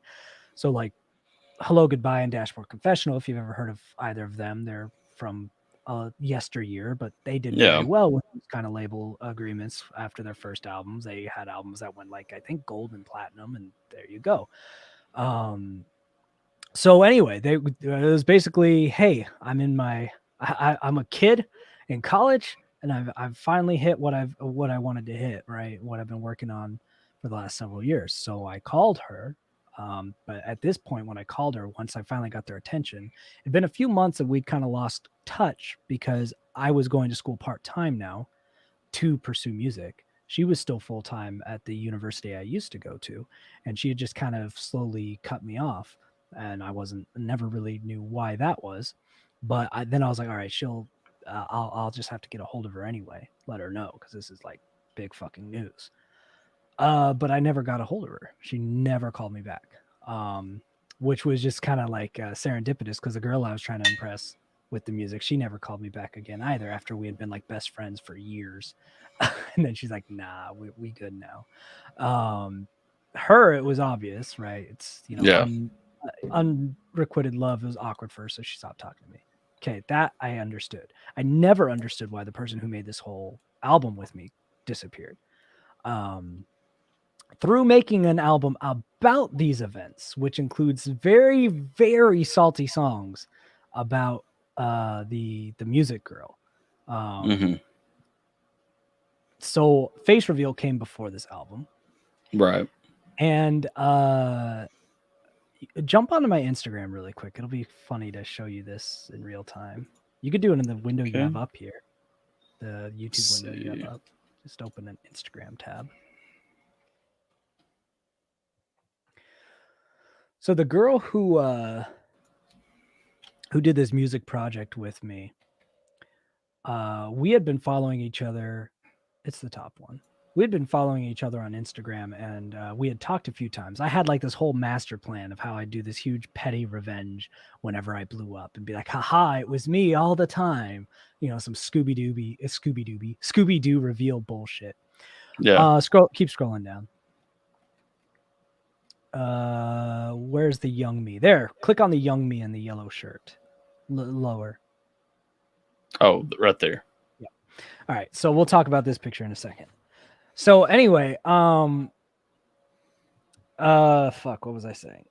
Oh yeah. So I had this whole petty plan how I'd get back at her or whatever, and I'd be like, haha, Face Reveal. And then, like within a few months, I was like, and this was back when Skeem still hadn't even like hit 1,000 subscribers. So within a few months of that plan, I was like, that's stupid. I'm not going to do that. And then I was like, but now it's too late to tell her who I am, because I've been talking to her for a couple months as this masked dude. So I was like, well, I can't tell you now.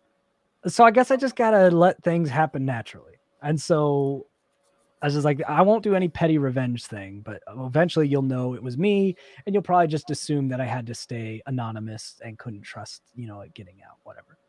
So I did the face reveal, and I was expecting to get like a DM from her going, what the fuck? And got nothing. I got nothing from her. When I posted this photo, I got a DM right away, because this photo is cropped. Yeah. She is in this photo. the full version of this photo. This was a promo shoot for the aforementioned album I was talking about. My brother is a photographer, and he did promotional stuff to advertise our dual act. So that's the shoulder right here. Yeah, this was some of the stuff I would send in like press kits to A&Rs to get labels' attentions with these kind of pictures. So she had definitely seen this picture. And once this went up, she was in my DMs right away going, oh my God. She was like, I had no idea that this is you. You've been this masked rapper the whole time. And apparently when she saw me the first time without this photo, she was like, that looks exactly like insert my actual name. Yeah. This guy looks just like, but she still didn't think it was actually me. Oh, that's great. Needless to say, now that she knew who I was, and I was realizing what my next album was, since it was pretty much done, at least like some of the saltiest songs were done at this point. And now I was like, she's probably going to be a lot more curious about my music now that she knows who I am.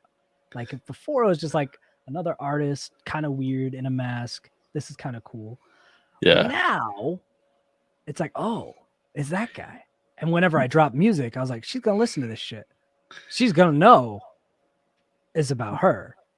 So after many live streams debating what to do about that, I asked, it is not that girl, Nikki Bridges. I asked my chat, I was like, what do I do? Like, this person ghosted me and fucked me. There's a lot of songs about that. She's in my DMs at this point. Like, do I give her a heads up? She's gonna probably hear it. She's gonna know it's about her. Or do I just let it drop? And most people were like, let it drop. And I was like, yeah. And then I was like, but as much of a troll as I am of a persona and a person online, when it comes to actual people I have relationships with, even though this one is tattered and busted, that's not my style. So I sent her a message and I was like, hey, I have an album coming out and it's called After the Tone. When I said that, she was like, oh, because that was the name of project we did. So she knows After the Tone. I have so many questions. And so all I had to say is, it's called After the Tone. And she was like, oh, really? I was like, yeah. And it's about that. And there's a lot to that story that I don't think that I talk about. And it's pretty aggressive. A lot of it against you. If you ever want to know, let me know. And I left it at that. Because, she had ghosted me. So I just opened the door to it. Surprisingly, she asked to hear the story. So I thought she would leave me on red. That was her standard affair in our past. But she asked what happened. So I told her the whole story in several paragraphs on Instagram. And she was like, can I call you? And I was like, we have not talked on the phones for 12 years, but okay. And we ended up talking for like an hour. And it was very interesting to hear what happened on her end. And the end of the album of After the Tone was originally going to be, it's a piano only song called Destructive Hands. And it's the oldest song that I still have a recording of that was serious. It's like 15 years old. Yeah. And I redid it in the style of the original recording where you can hear like hissing in the background of like dead noise. I like recreated it and it was going to have that. And all of a sudden, like you hear like an answering machine tape deck ending. Right, that was going to be the end of the album. Like this is the end of the answering machine message because After the Tone, the album is the message I left after the tone. So it end on that somber note. After that phone call, the album has a very different change to the ending now. That song ends. It's still that song, but then you hear the phone ringing, like the album starts. The album starts with the phone ringing, and then record your message after the tone, and then the song starts. But now you have the phone ring, and right as it says After the Tone, instead of the word tone, you hear a phone being picked up and you hear me saying hello. And then you hear a female voice. And the words that you hear at the end of the album are words from the actual conversation we had because I recorded the whole conversation. So the album ends with not a skit, not a scripted event, but the actual conversation with the person that most of the album had just been about. Okay. Which I thought was like probably one of the coolest ways to end an album where you hear all these songs like fuck this person, fuck you, fuck life, and then really sad songs about how like fucked up you are, and then the album ends in that is life conversation that I had with this person because of this album. That is pretty awesome, actually. So we trolled my stream one night. Do you remember that? We've done that a lot. This one was like a bad troll though. Like this was the one where like I even turned the gain down on my microphone and everything so that nobody heard anything. I'm not sure I know what you're talking about. I'm pretty sure it's how this album starts. Personally, like I don't know. Oh yeah. Okay, I don't know. Okay. I don't remember which song I sent you, but it might be the first song. It might be. No, it is. It is the first song. That's the one I sent you. An early draft of it. That's how the album starts. Yeah, that's the one. Okay. Yeah, you heard the first song. You heard an early draft of the first song on the album. I'm excited for it. Like I think it's gonna be awesome because like it's gonna be like some because even then I wanted to talk so badly about the song. I'm like, bro, this makes me think about some things. Like, because I mean but just I like the other thing I did, the recording you hear at the end, I improv'd piano under it.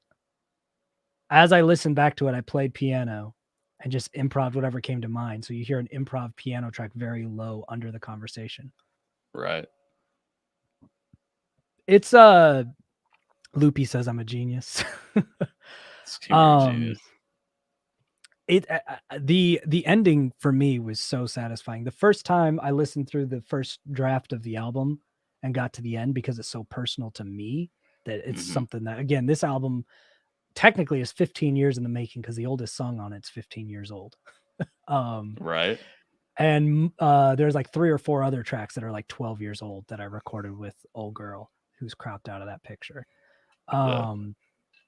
And like when I got to the end of it and listened to that recording closing out the album, like I was just crying like a bitch. Which has not been typical for my albums. The only other thing that I've done that's ever made me feel that way was like my song Broken, but that was only when I was listening with like other people. Right. I don't think I've had an album or a song where I was listening on my own, no one else around, no like conversation with anyone, that made it more emotional for me because I'm talking about it and just was still like, fuck. But Reason really wasn't, I don't know how impactful it'll be to other people because it wasn't like a song that did it. It was just literally the journey of the fucking album, but it's such a personal journey that luckily all the songs sound really good because I don't think people will connect to it emotionally the same way they have to some of my other albums, and especially not the same way that I do. But we'll see. The one thing that I've heard from it, I'll say like I connect, but probably for a completely different reason. Probably because like we're similar ages and both played with music for a long time before we kind of found like the YouTube world where like it's possible to actually find like somebody who appreciates what you do for a long time there. And so like that was when I was listening to the one that I've heard, like it was to me, I was like, okay, I can really resonate with this. You know what I mean? Like, well, I think it'll be relatable. I just don't know if it'll be like as emotional, like of an experience as it was for me, but I do imagine there will be a few people who pay attention enough to the lyrics of it. When we get to that last recording, I think that'll hit a few people as well. It's that last recording. We're going to troll this stream too. I'm going to send it to you. You're going to listen to it. And they're not going to hear what it is. And you're not going to say what, because I still haven't said what happened, right? Yeah. What is the final chapter of this? But you're going to hear. This actually works so much better on StreamYard because I can fully mute my mic. Yep. So you're going to get an email from me and you're going to hear this recording of you're going to hear what the album ends with. All right. So hold on. It's going to be a Google Drive link because it's a WAV file. And here, Love Hit Me, my favorite Skeem song, same. Also, What Up to Don? Sideshow is Dual Marrow's favorite Skeem song. That's a good one. There's no Sideshow type song on this album. Hit Me hits different. But all right, so I've sent it to you. Okay. You got to listen to this and you tell me what you think about the journey. Dr. Atheist knows. He says he knows. Some people on some streams might know, but this stream will not know. Let's see here. So let me pop this back up. So it's the last song of the album is just me and a piano, though. We'll see how that goes for people. Like literally, because I want to recreate the feeling of 15 years ago. There's no duplicate layers of my vocals. There is a piano and a voice. That is the last song on this album before the thing that Tyler's about to listen to. All right, I'm going to mute and listen. So this stream might be really boring for a minute.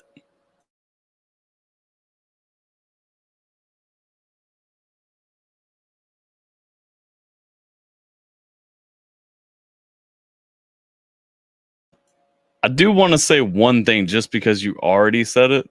I do hear like right from the beginning what you were talking about, like that grainy, like home studio sound, like oh yeah, that's how that's in the song before, and so it leads into this end track. Okay.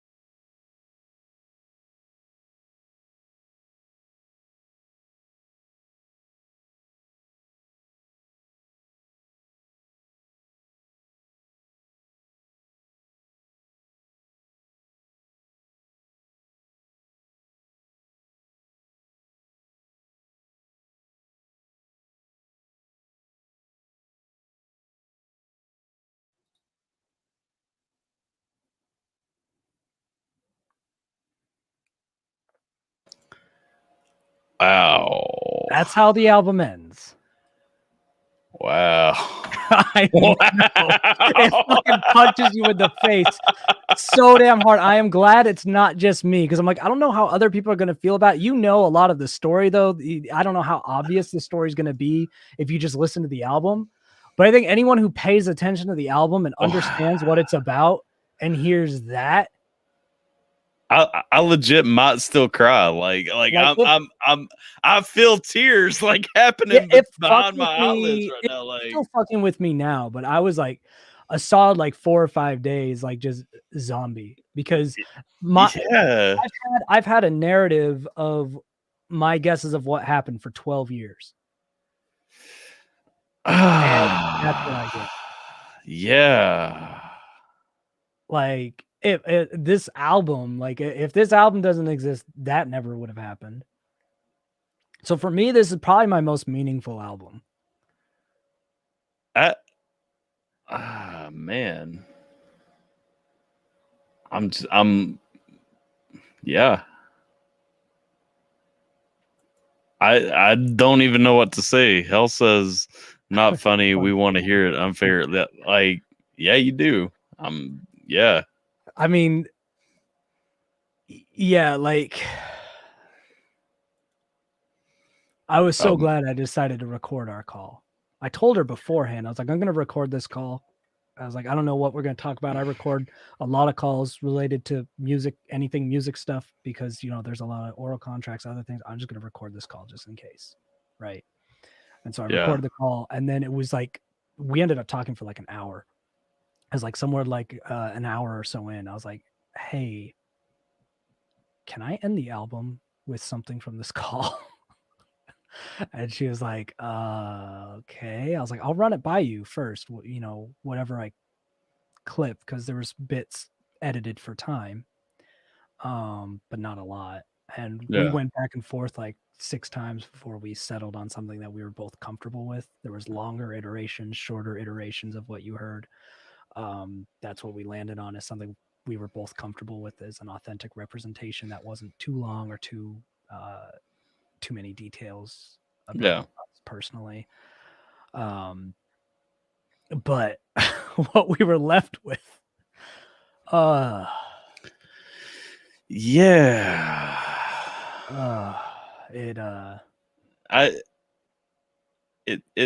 it worked.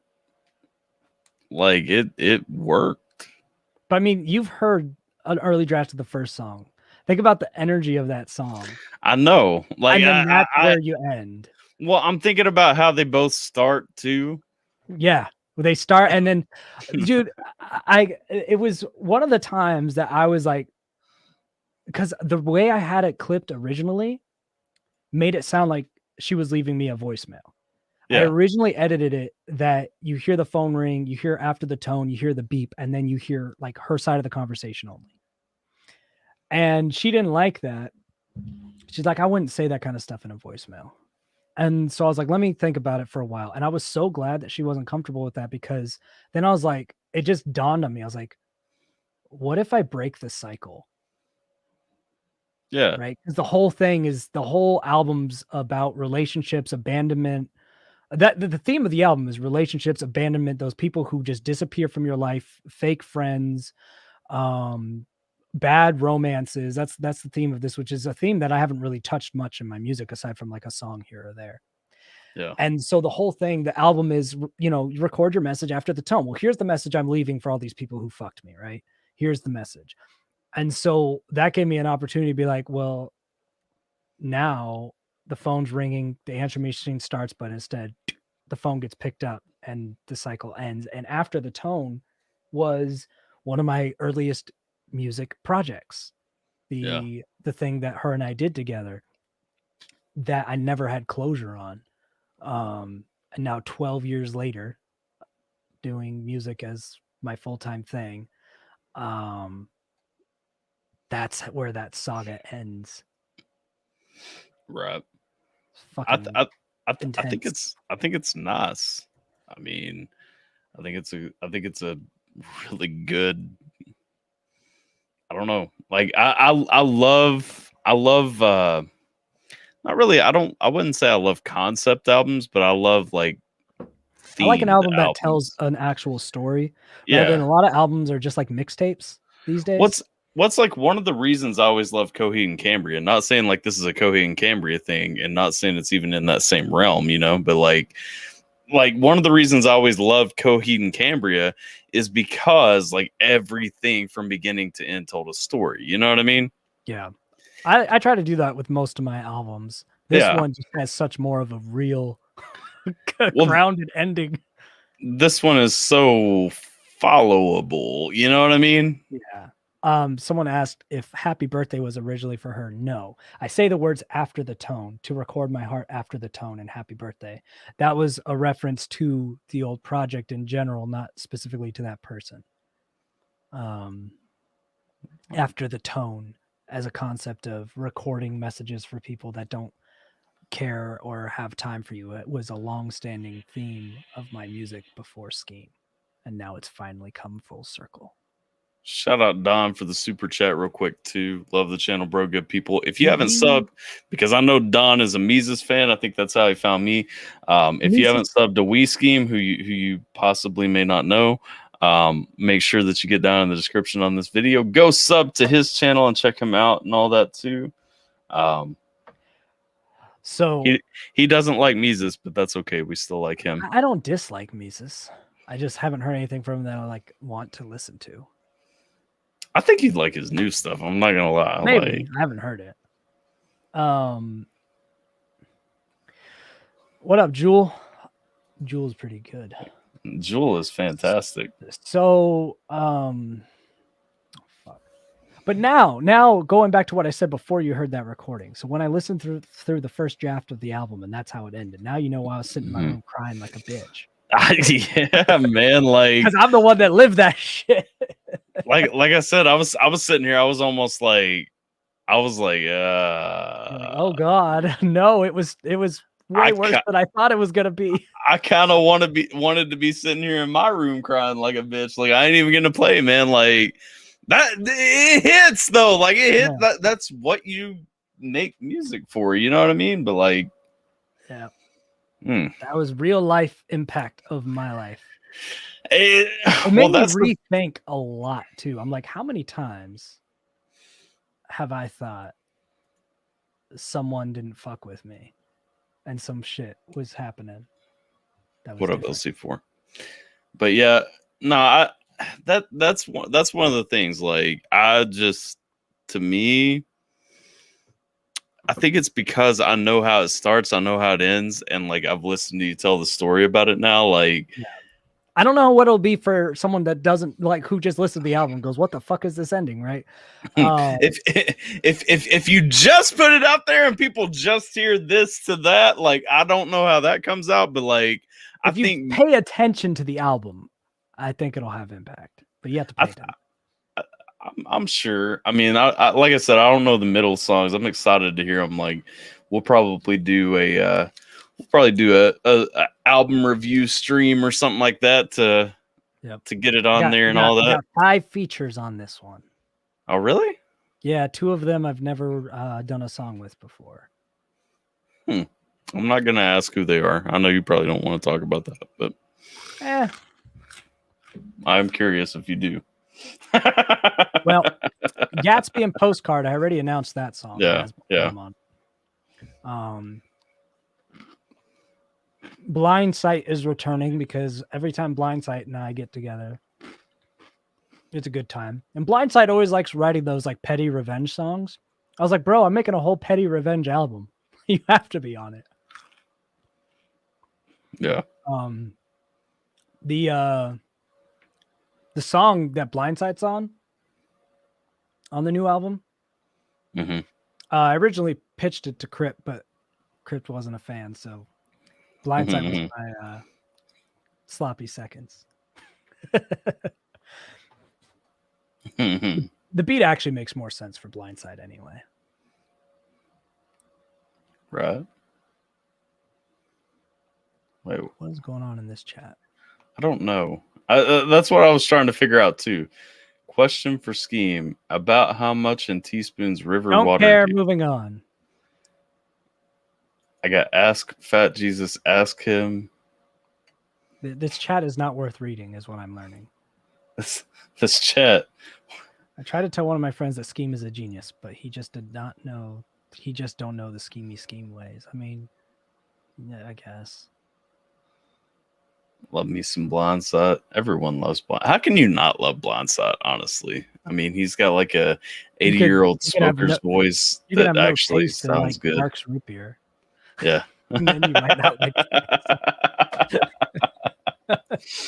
I remember because I used to drink Barks root beer when I was a kid, like because that was what they had in the in like the school snack room, you know, like when you would buy snacks as a kid, and it was so bad, like because the worst root beer that the problem with it is like there's no hint of vanilla, like you don't taste like the hint of vanilla, and the to me overtakes all of the flavor of Barks. It's so that's what I'm saying. Like the great thing about root beer, and I love cream soda, like I like cream soda a lot more than root beer, and so like to me soda's like all the vanilla and nothing else.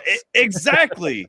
And so it's like you take a drink of this. Yeah. You take a drink of this and it's like fucking burn, baby. Burn all the way down. Like, nah. That's not what I'm coming for. What are you guys now dueling in the chat? Is that what's happening? I don't fucking know. So I have to look at my kid. Why waiting for that sleeping. Since when did my kid start side sleeping? Now I've got to be like, are you alive? I'm waiting for that song with you when you're ready, Skeem. That was from Jewel. Wasn't it supposed to be whoever lost I was doing a song with? That would have been J Kid because you won. Lost what? To get on Blindsight Cypher. It was between Jewel and J Kid. I said, whoever doesn't get on the Cypher, I'll do a song with. Don't feel bad, Jewel. I'm still waiting on a feature from Skeem 2 that he promised me. You haven't sent me anything, bitch. You sent me nothing. To be fair, I didn't think we were sent you an acapella 16 bars about nothing. I didn't think we were actually doing the song, and then all of a sudden one day somebody's like, "I paid $100 for that feature." I'm like, "You did what?" Like, send me something.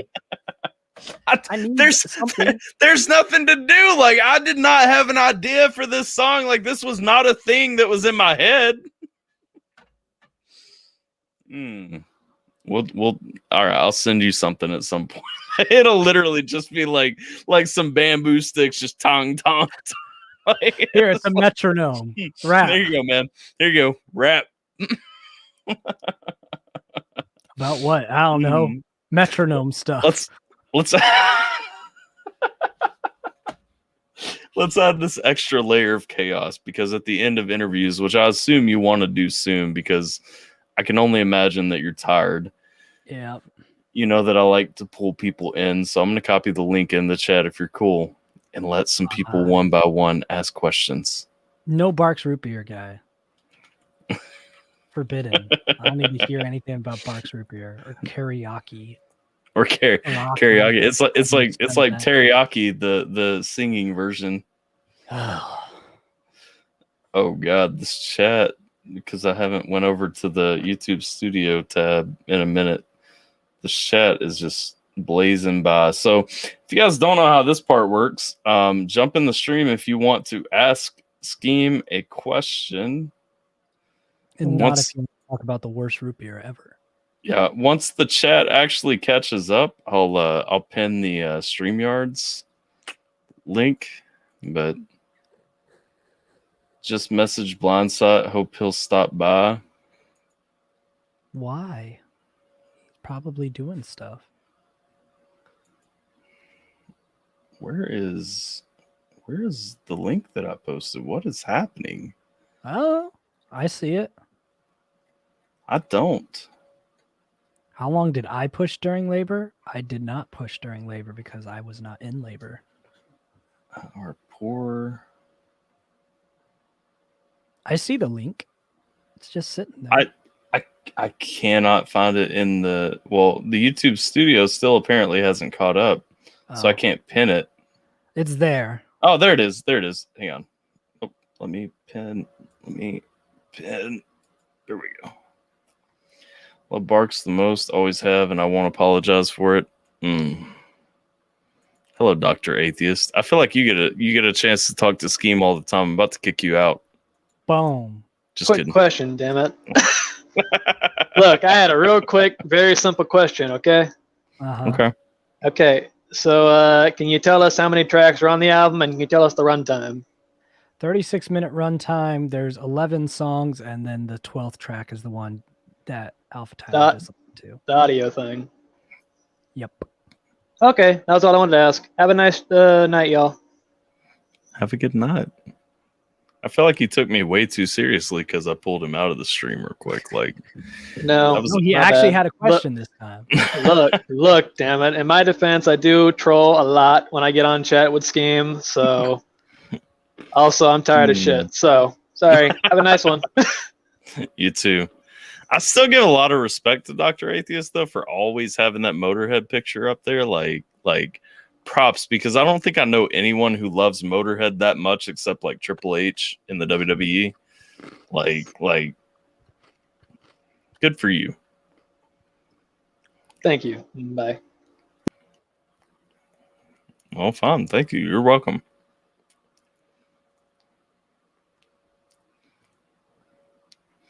All right.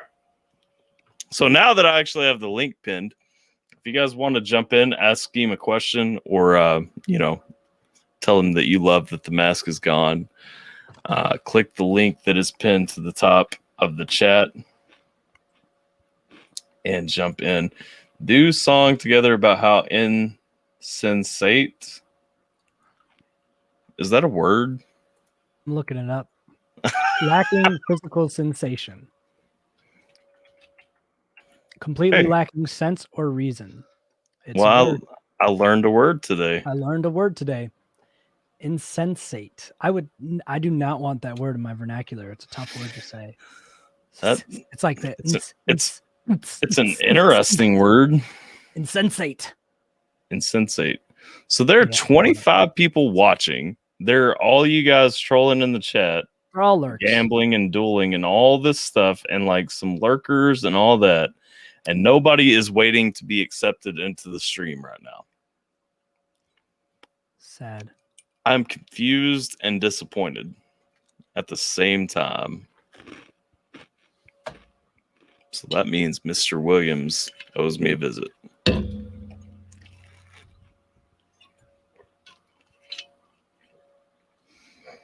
The what to be odd the voice. You're not odd the voice. That's a talk show that I we did it once on Skeem's channel, and I stammered like an idiot. Well, it's time to do it again. It's time to do it again. There's a much Stammer smaller like audience an here. idiot. Stammer like an idiot. Can go back in. Have an idea for the song y'all can do. No. It's gonna be a Dr. Atheist disc. I'm Or taking not a questions. doctor. Hang on, I'm my taking bad. questions, not requests. The song has already been decided. Like Isn't it a Lord of Darkness diss track? that's what I meant to say. I said a Dr. Atheist disc because I was reading his name when I said it.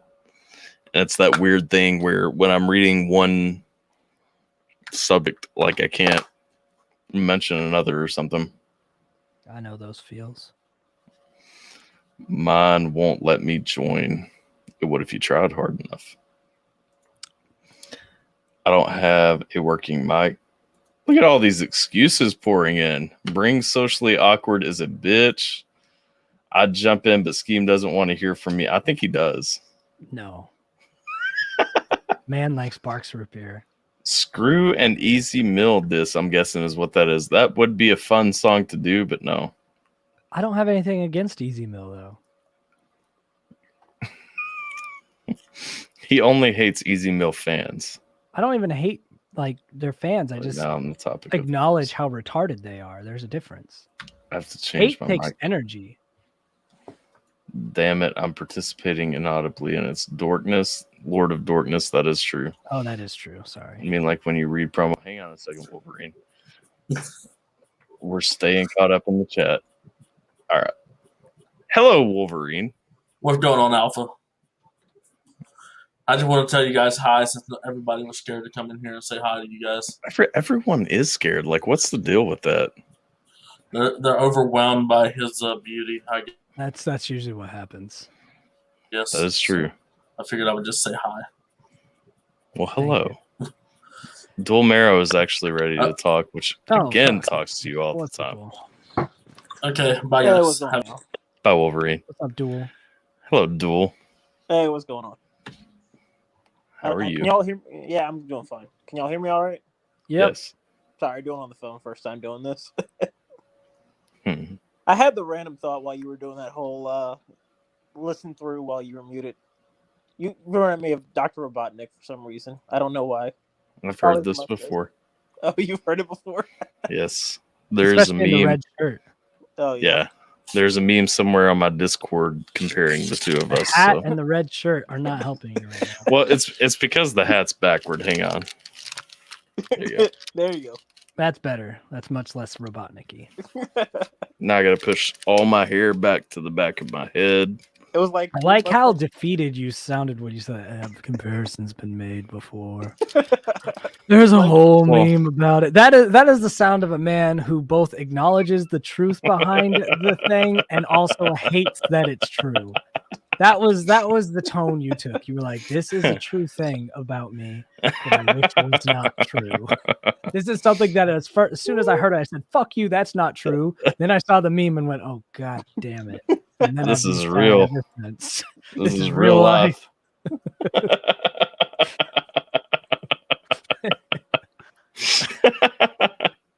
I can't deny it. I mean, I get it. I understand how we got here. It's like maybe we need to take the mustache back off just to Yeah, the mustache going up and down when you were like smiling and like just like it's going up, it's going down, and you're like, I'm going. It's because it's thick. It's like this big fucking caterpillar just sitting up there. You know what I mean? Like, yeah, I hate that. The least it could do is connect to my beard if it's gonna look like this, and it won't even do that because I got this white trash like natural I like have the same divider thing, here. Trust me, I have the same thing. It's like it freaking sucks when you go to eat and everything. It's like I gotta shave that shit right away. I've got to Attract. attractive, successful people suck intelligent speech right out of my soul. Ugh. All right. I've got to check on the baby real quick. I'll be right back. Okay. All right, I'll go ahead and probably dip on out of here then, and let All right. else happen. Yeah, we got a couple waiting, but I appreciate you coming in. Thank you. See you. Even if it was to make a Sonic meme out of me. Hey, the meme was already there, apparently. Get wax and make it a handlebar. I've actually done that. I used to do that all the time. Like my wife even made me a mug because like I would always curl my mustache, which only really adds to the Robotnik vibe. Like when it goes up, when it starts coming down, or when it's halfway like this, it's just like evil things. Like it's like wow, it's like Wario right now.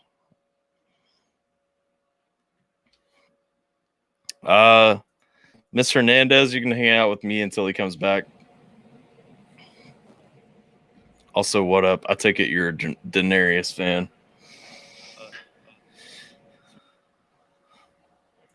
You're not talking back to me, though. It appears that all the babies in the house are sleeping. Everyone's sleeping except for me at this point. The dog, wait, Hernandez was here and then gone. Yeah, she jumped in. Apparently, she didn't want to hang out with me until you got back, so she just left when I said you can hang out with me until he gets back. Now I'm back, so that's awkward. I know, right? Well, Simple has taken her place now. What up, Simple? What's going on, everybody? What's Not up? much. How are you? Starting into like a community stream. Did I like miss something? I just want to come say hi No. real quick. No, it's just it's supposed to be ask me questions, but nobody has questions. So, how do you feel being a new father for the second time? Tired. Has anybody asked? Yeah, you look tired, man. Seriously. I am. I've slept like maybe 8 hours in the last 72. Yeah, I feel you. I feel you. And we have congratulations, 202, man. so I have to spend most of my time taking care of the less infant one. The one who's got energy, you know. Turns into something like the Jungle Book where you're just kind of running around after him all day. Yep. Dr. Atheist would like it on the record that he asked 2 whole He questions. did. He kicked it off with like we had so much promise that this was going to be what it was supposed to be. All right, man. I'll dip out of here. I appreciate you guys. See you, Simple. Later. Bye, Simple. Nikki has did a million Did he questions. ask a question? Yeah, he asked how second father. Oh, is. yeah. Nikki says she has a million questions, but she just won't come in and ask them. I know, right? And then Hernandez was here for a second, and then she's gone. I know. Oh, she's back. Well, her devices are not connected, though. Give it a second. There we go. No devices. There's Hello. Hello, Daenerys. Daenerys. Oh, Game of Thrones thing. Yeah. Is that what that is? Picture. Yeah. Selena. Selena? Is that it? Kalena? Calamity Ganon? It's Calamity Ganon. That's how you pronounce it. She's not going to talk again. No, it doesn't look like it. 5. Her 4, internet is unstable, like 3, she is. She says 2, 1. my internet is unstable, like me. You'll have to try again. F in the chat. What up, Luna? Hey, I was just hey. wondering. I was I just smoking. Maybe, always. I was just wondering if we're gonna see a Jewel Skeem track because I know Skeem showed that he liked Jewel during the Blind Sight Cypher challenge. Probably eventually. Yeah, that's all I had to ask. I would imagine there's a lot of people I'm gonna hopefully work with at some point. Jewel would be on that list. Awesome. That's all I had. Whack. Right on. And the doc Thanks too. for having a Okay. question. She Have a good doing night, it right. y'all. Good night, Luna. Good night, Thanks, Skeem. Luna. Bye, Tyler. Bye. What up, Geminator? Yo, what up? What up? Hey, yo, Skeem, I'm gonna ask you something, but I want you to turn your brain off and give me an honest answer. Those two don't coincide, but I All right, who's your favorite female celebrity? I'm bad at favorites normally. That just makes it a lot weirder. Okay, just give Female me celebrity. a female celebrity artist that you like. Just a celebrity. Like a star or a rapper? Yeah, like from what a are we movie. talking? Okay, Whatever you want. Like, actress. You seem so serious about this. I'm so like concerned about your intentions. Yeah, I know where this is going. those. I don't fucking know. Angelina Jolie. I like her. Angelina Jolie. Okay, who's your favorite male celebrity? I don't know. Ryan Reynolds. It's not accurate. Okay, Ryan Reynolds. All right, so if Ryan Reynolds was born a woman and Angelina Jolie was born a man, who would you fuck? But their parts are all how they are currently? Like, Sure. what are their genital situation? Are they pre-op or post-op? This is the way it The goes. exact opposite. So they're pre-op. So like Angelina's got a dick and Ryan Reynolds got a vag, right? Yeah. When I get them naked, which one has a vagina? Ryan Reynolds or Angelina Jolie? Ryan Reynolds. Then I'm fucking Ryan Reynolds because it's Ryan Reynolds anyway. Now I've got like a good excuse. This is the way it went the other day. Like, how do you think that this goes differently? Like, now if we're talking like post-op Ryan, who now has a dingle but was born a woman, and post-op Angelina, who was born with a dingle and now has a vagina, then I'm fucking Angelina. The biggest thing is I don't want a penis involved in my sexcapades. That's like my biggest no. Okay, well, that was my question. There you go. Good question, I guess. I want to have the only penis in the room. Thank you for bringing me on, Tyler. And I just want to say congratulations, Mr. Skeem. And that's about it. Thanks, man. I wanted the chat. Damn it, Jiminy, fucking A. Why was there blood all over that guy's walls earlier? That's just his status quo, man. It's always a murder scene in Simple's corner. Let's see. What up, Alley Cat? Well, congratulations on your second child, Skeem. Thanks. How's it feel? Tiring. Tiring? Oh, man. Oh, come on. It's fun. I'm not emotional enough as a person. I'm not a sappy person. Like, I only express emotion through music. If I'm not doing music, Mine's a teenager, though.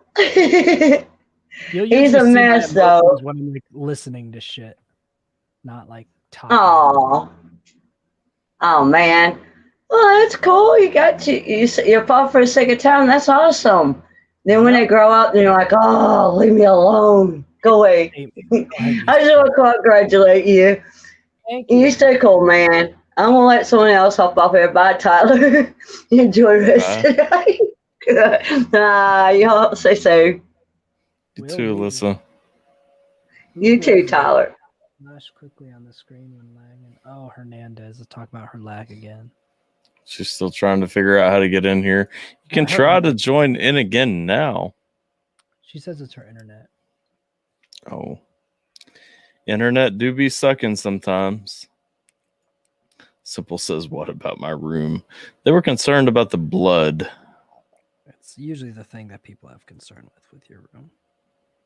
Not gonna lie. It is a distraction. I think the first time that people find you, because it's like, do I look at this bald dude in a wife beater, or do I look at the blood on the walls from the wife that he has beaten?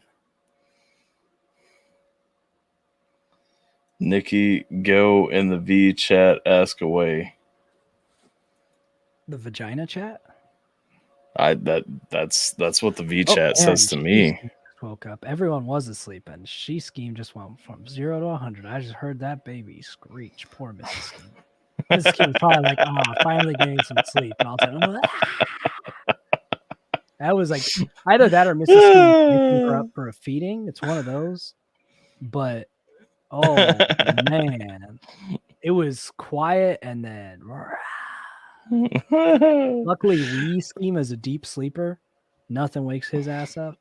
The shrill screams in the middle of the night. He's like, "Yeah, I'm sleeping." He's like, "Fuck you." I was like, let me do my thing. Big F in the chat from Mrs. Skeem, whether she had to wake up to feed her or she woke up on her own. She Skeem's got lungs.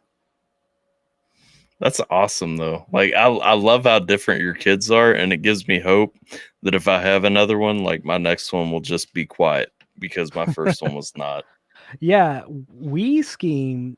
He had trouble with sleeping. That was rough. Like trying to get him to sleep. He hated it. We had to do cry it out, and he was just like scream like he was gonna die, just to get him to sleep.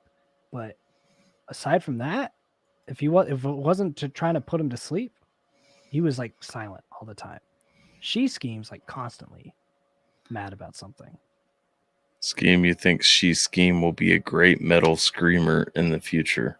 Hopefully not. Hopefully she has different ambitions in life.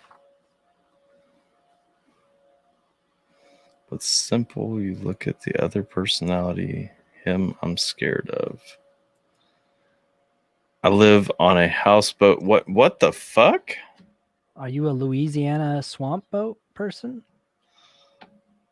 Well, that is cool and mystifying at the same time. I'm not sure. It's kind of creepy. You got a little satellite dish on your creepy swamp thing. Do you cannibalize people to stay alive? That's why she was talking about meth. Of course she has interactions with meth. She's on a swamp. How would you not? Is it like the Ozarks? Are you the one slaying? Wait, who's on meth? Hernandez is the one that mentioned meth earlier. She's like, I almost tried meth. Yes. She's a swamp person. It all makes sense. It does. It does. I'm the one that made the meth. She was just going to try her own product once. I'm not going in nobody's vagina to chat. I don't think that was said, but because of the double negatives, you clearly are going in someone's vagina to chat. She caught the horny. It's hard to be a little sister. She's mad. I love meth. I hope not. I really hope that isn't true, Geminator. So, Skeem, trying to redeem myself here. I'm registered independent for political purposes, and my question I'd ask is, what would you do to unify the country? Ban Barks root beer. Burn down the factories. There is no more dilemma once that is gone. That'll solve everything.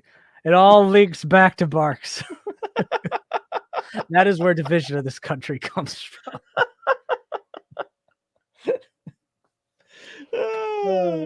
I've always said, if I could do one thing, like if I had like political power to do like one major overarching thing, it would be execute universal basic income in the way that I want to, which includes flat tax, a bunch of government cuts. Basically, we spend less on universal basic income than we do on welfare if we do it the right way. And then you're doing your social responsibility of not letting old people and people with like severe disorders just, rot on the street and die, because we have social programs to try to prevent that right now, and we're not very good at it. So you're doing your social duty of not letting your fellow incapable man dying while also getting rid of Social Security, welfare, food stamps. And also you get to start taxing businesses like Amazon who don't pay taxes right now. It's beautiful. So that'd be the one thing I would do, because it fucks over the right people and also helps the right people. And it's a very unifying and actually an extremely libertarian concept when you actually break down how UBI should be used. Yeah. It's very libertarian because it's very much take power away from the government and give the power back to the people. Because the thing is, the way that the government leeches power off of social programs is making it just, you have to leech off the government for these social programs. But in a libertarian society, you would still have the social conscience to help others. But rather than the government deciding how to do it, it's just everybody gets a check that lets you stay alive. And that comes from the populace, and that's our social duty. But you pay less in taxes if you do that than we're paying right fucking now. Because we waste so much money on social programs where the money doesn't actually go to the people that it's supposed to. I've said several times, I personally support a UBI. And the reason being, if we were to balance the budget, that has to be the first step, because our federal budget is just so out of hand right now. If we were to balance the budget, actually let the federal government take what it takes, and then the excess after it spends what it actually needs to spend, not what it is currently spending, what it actually needs to spend, that should go back to people as a UBI. UBI makes sense once you fix the other shit, right? So if I was to do one thing to unify the country, it'd be that. I would balance that. It'd be, we have a flat tax that's basically a tiered system, 10, 15, and 20. That's it. Either pay 10%, 15%, or 20%. There's no more tax on random shit. Like, you can't double tax things. So you can't tax gifts. That's already taxed money. You can't tax, fucking inheritance from someone who died. That money was already taxed. Like, all the double taxation bullshit gone. A flat tax makes sense, but honestly, I would be a bigger fan of a transaction tax than an income tax, because the difference being, I mean, if you think about it, like, people who make money, like, the more money you have, the more money you spend. Yeah, but at the federal level, there's not enough money in a transaction tax. Well, it's got to be a jacked up transaction tax. Like, income tax is cleaner. And plus, you need a transaction tax for state-funded programs. So states need to have their own transaction tax, federal government their own income tax. You have states like Tennessee doesn't have a sales tax, like a state sales tax. Again, but they tax you super high on just your income tax to make up for it. Yeah. Let's see. Let's get through these. Weed, apparently. How's that AI programming treating weed? Oh, it's a little tablet. He enjoys it. I don't know how educational it is, but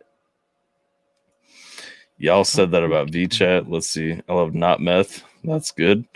Skeem has it easy. Anything interesting before I head out? Well, I was going to send you something in the private chat just because I want to know if you have seen what robots do now. I know that link looks really weird. Oh, I should not have clicked this. I should have been in like incognito mode. Look. Just look at the promotional video and tell me this does not creep you out a little bit. Yeah, nah. Yeah. But why do I see the wires? Yeah. $2.50 a month? Oh, well, ignore all that. Just watch the promotional video. No, I'm just trying to figure out what it is. Let's see. A Mrs. Skeem interview needs to happen. Mrs. Skeem, come on for an interview. What in the fuck? This sounds expensive as hell. Yeah, oh, it is. It's like $7,000. What is this $2 though? Oh, it's the app. It's for the app. There's Skeem looks tired. He should go to bed. Yes. What in the hell? Oh my god. And I thought my blowjob robot was strange. Bro, wait until you see, like, if you watch the promo video. If you watch the promo video, I'm telling you, like, this thing is so weird. Like, I couldn't even do it. What the hell is that? There's a tab that says real cock too. Oh god. It's no, don't look at those. It's cock. Don't look at those. They've named them Bruce and James. Do you see the one? God. Do you see the Why one? Why are they so expensive? Do you see the one with the Coke can as a comparison? Bro, why are they so expensive? Bruh, I'm telling you. Penis. It's just a silicone penis. It's $700. There's a video too on how those are made. The fucking skin actually moves on these bastards. It does. There's a video. There's a promo video. God, I'm more intrigued by how fucking realistic these dicks are. You don't even need to be a porn star now. You just slap on one of these. No one will know the fucking difference. What the hell? Oh, I know where we are now. What the fuck? I just got a text from Mrs. Skeem that said, "Stop looking at cock. Go to sleep." That's not the text you expect from your wife. But I'm sorry, that was more captivating than the real doll. No, the real cocks are impressive. The only thing about the real doll, like, is when you start watching them talk with their robot, like, the robots are not, like, they're scary as fuck. They're not. It's not something you want because, like, they look at you and they're watching right now. Oh god, I am here. The way they're so frightening. The way they talk. Oh god, it's like you joined a scary cult, dude.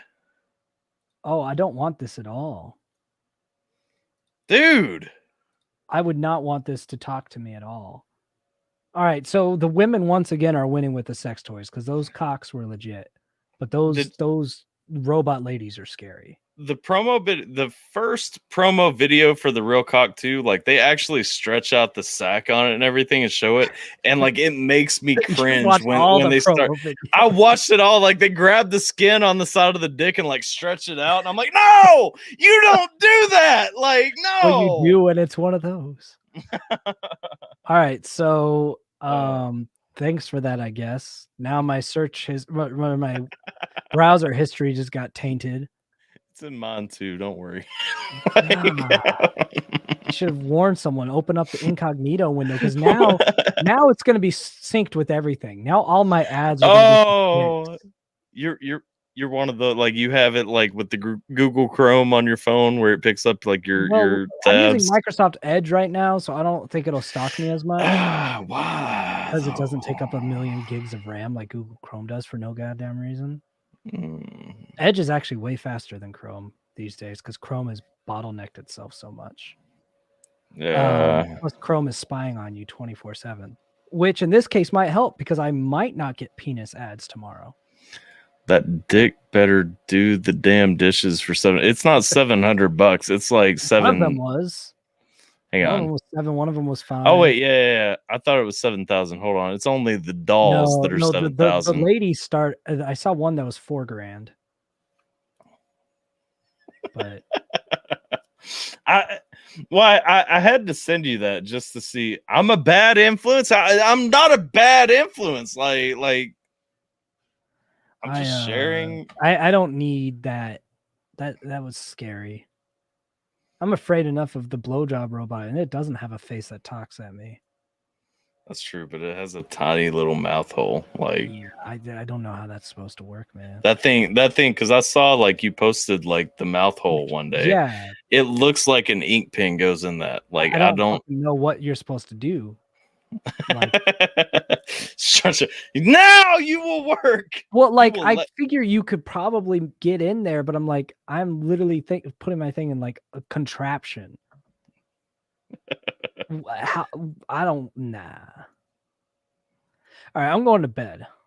All right. Well, I appreciate you coming on. I've been excited to talk to you again for a while anyway, and Mrs. Skeem just said, go to sleep. Miss Skeem, I was ahead of you. I'm going to bed. Don't make me stay up to spite you. Except I'm not going to do that because I haven't slept fucking at all. But I appreciate Mrs. Skeem letting me steal you for a little while and you coming on and all that stuff. Because, you know, it was kind of last minute when we decided this was what was happening. But, yep. It's always fun to talk to you. Same. Congratulations on the baby, and I'm looking forward to Friday. Friday. Oh God. What's the day? Today was just Wednesday. Yeah, it's about what to be the Thursday. Fuck. Tomorrow's Thursday, and then Friday we get a new Tommy McTougleson song for me to react to. Yay! As well as my announcement. Toogie McTougles. Yay! Yay! Doggleson Dougles. Yes, to the dick sword, simple. But I appreciate you guys. Like, share, and subscribe. If you don't already subscribe to Skeem, which is probably like maybe one person that's been in here the whole time, make sure that you go and subscribe to Skeem. But like, share, and subscribe. And I will see you guys later. Do you want to plug anything? I always ask. Come to my channel on Friday and watch the promo video for my new album that will be officially announced, and pre-order it and stuff when I let you. Here goes loud video that wrecks everybody's ears. Have a good night. Rest in peace, headphone users. Bye.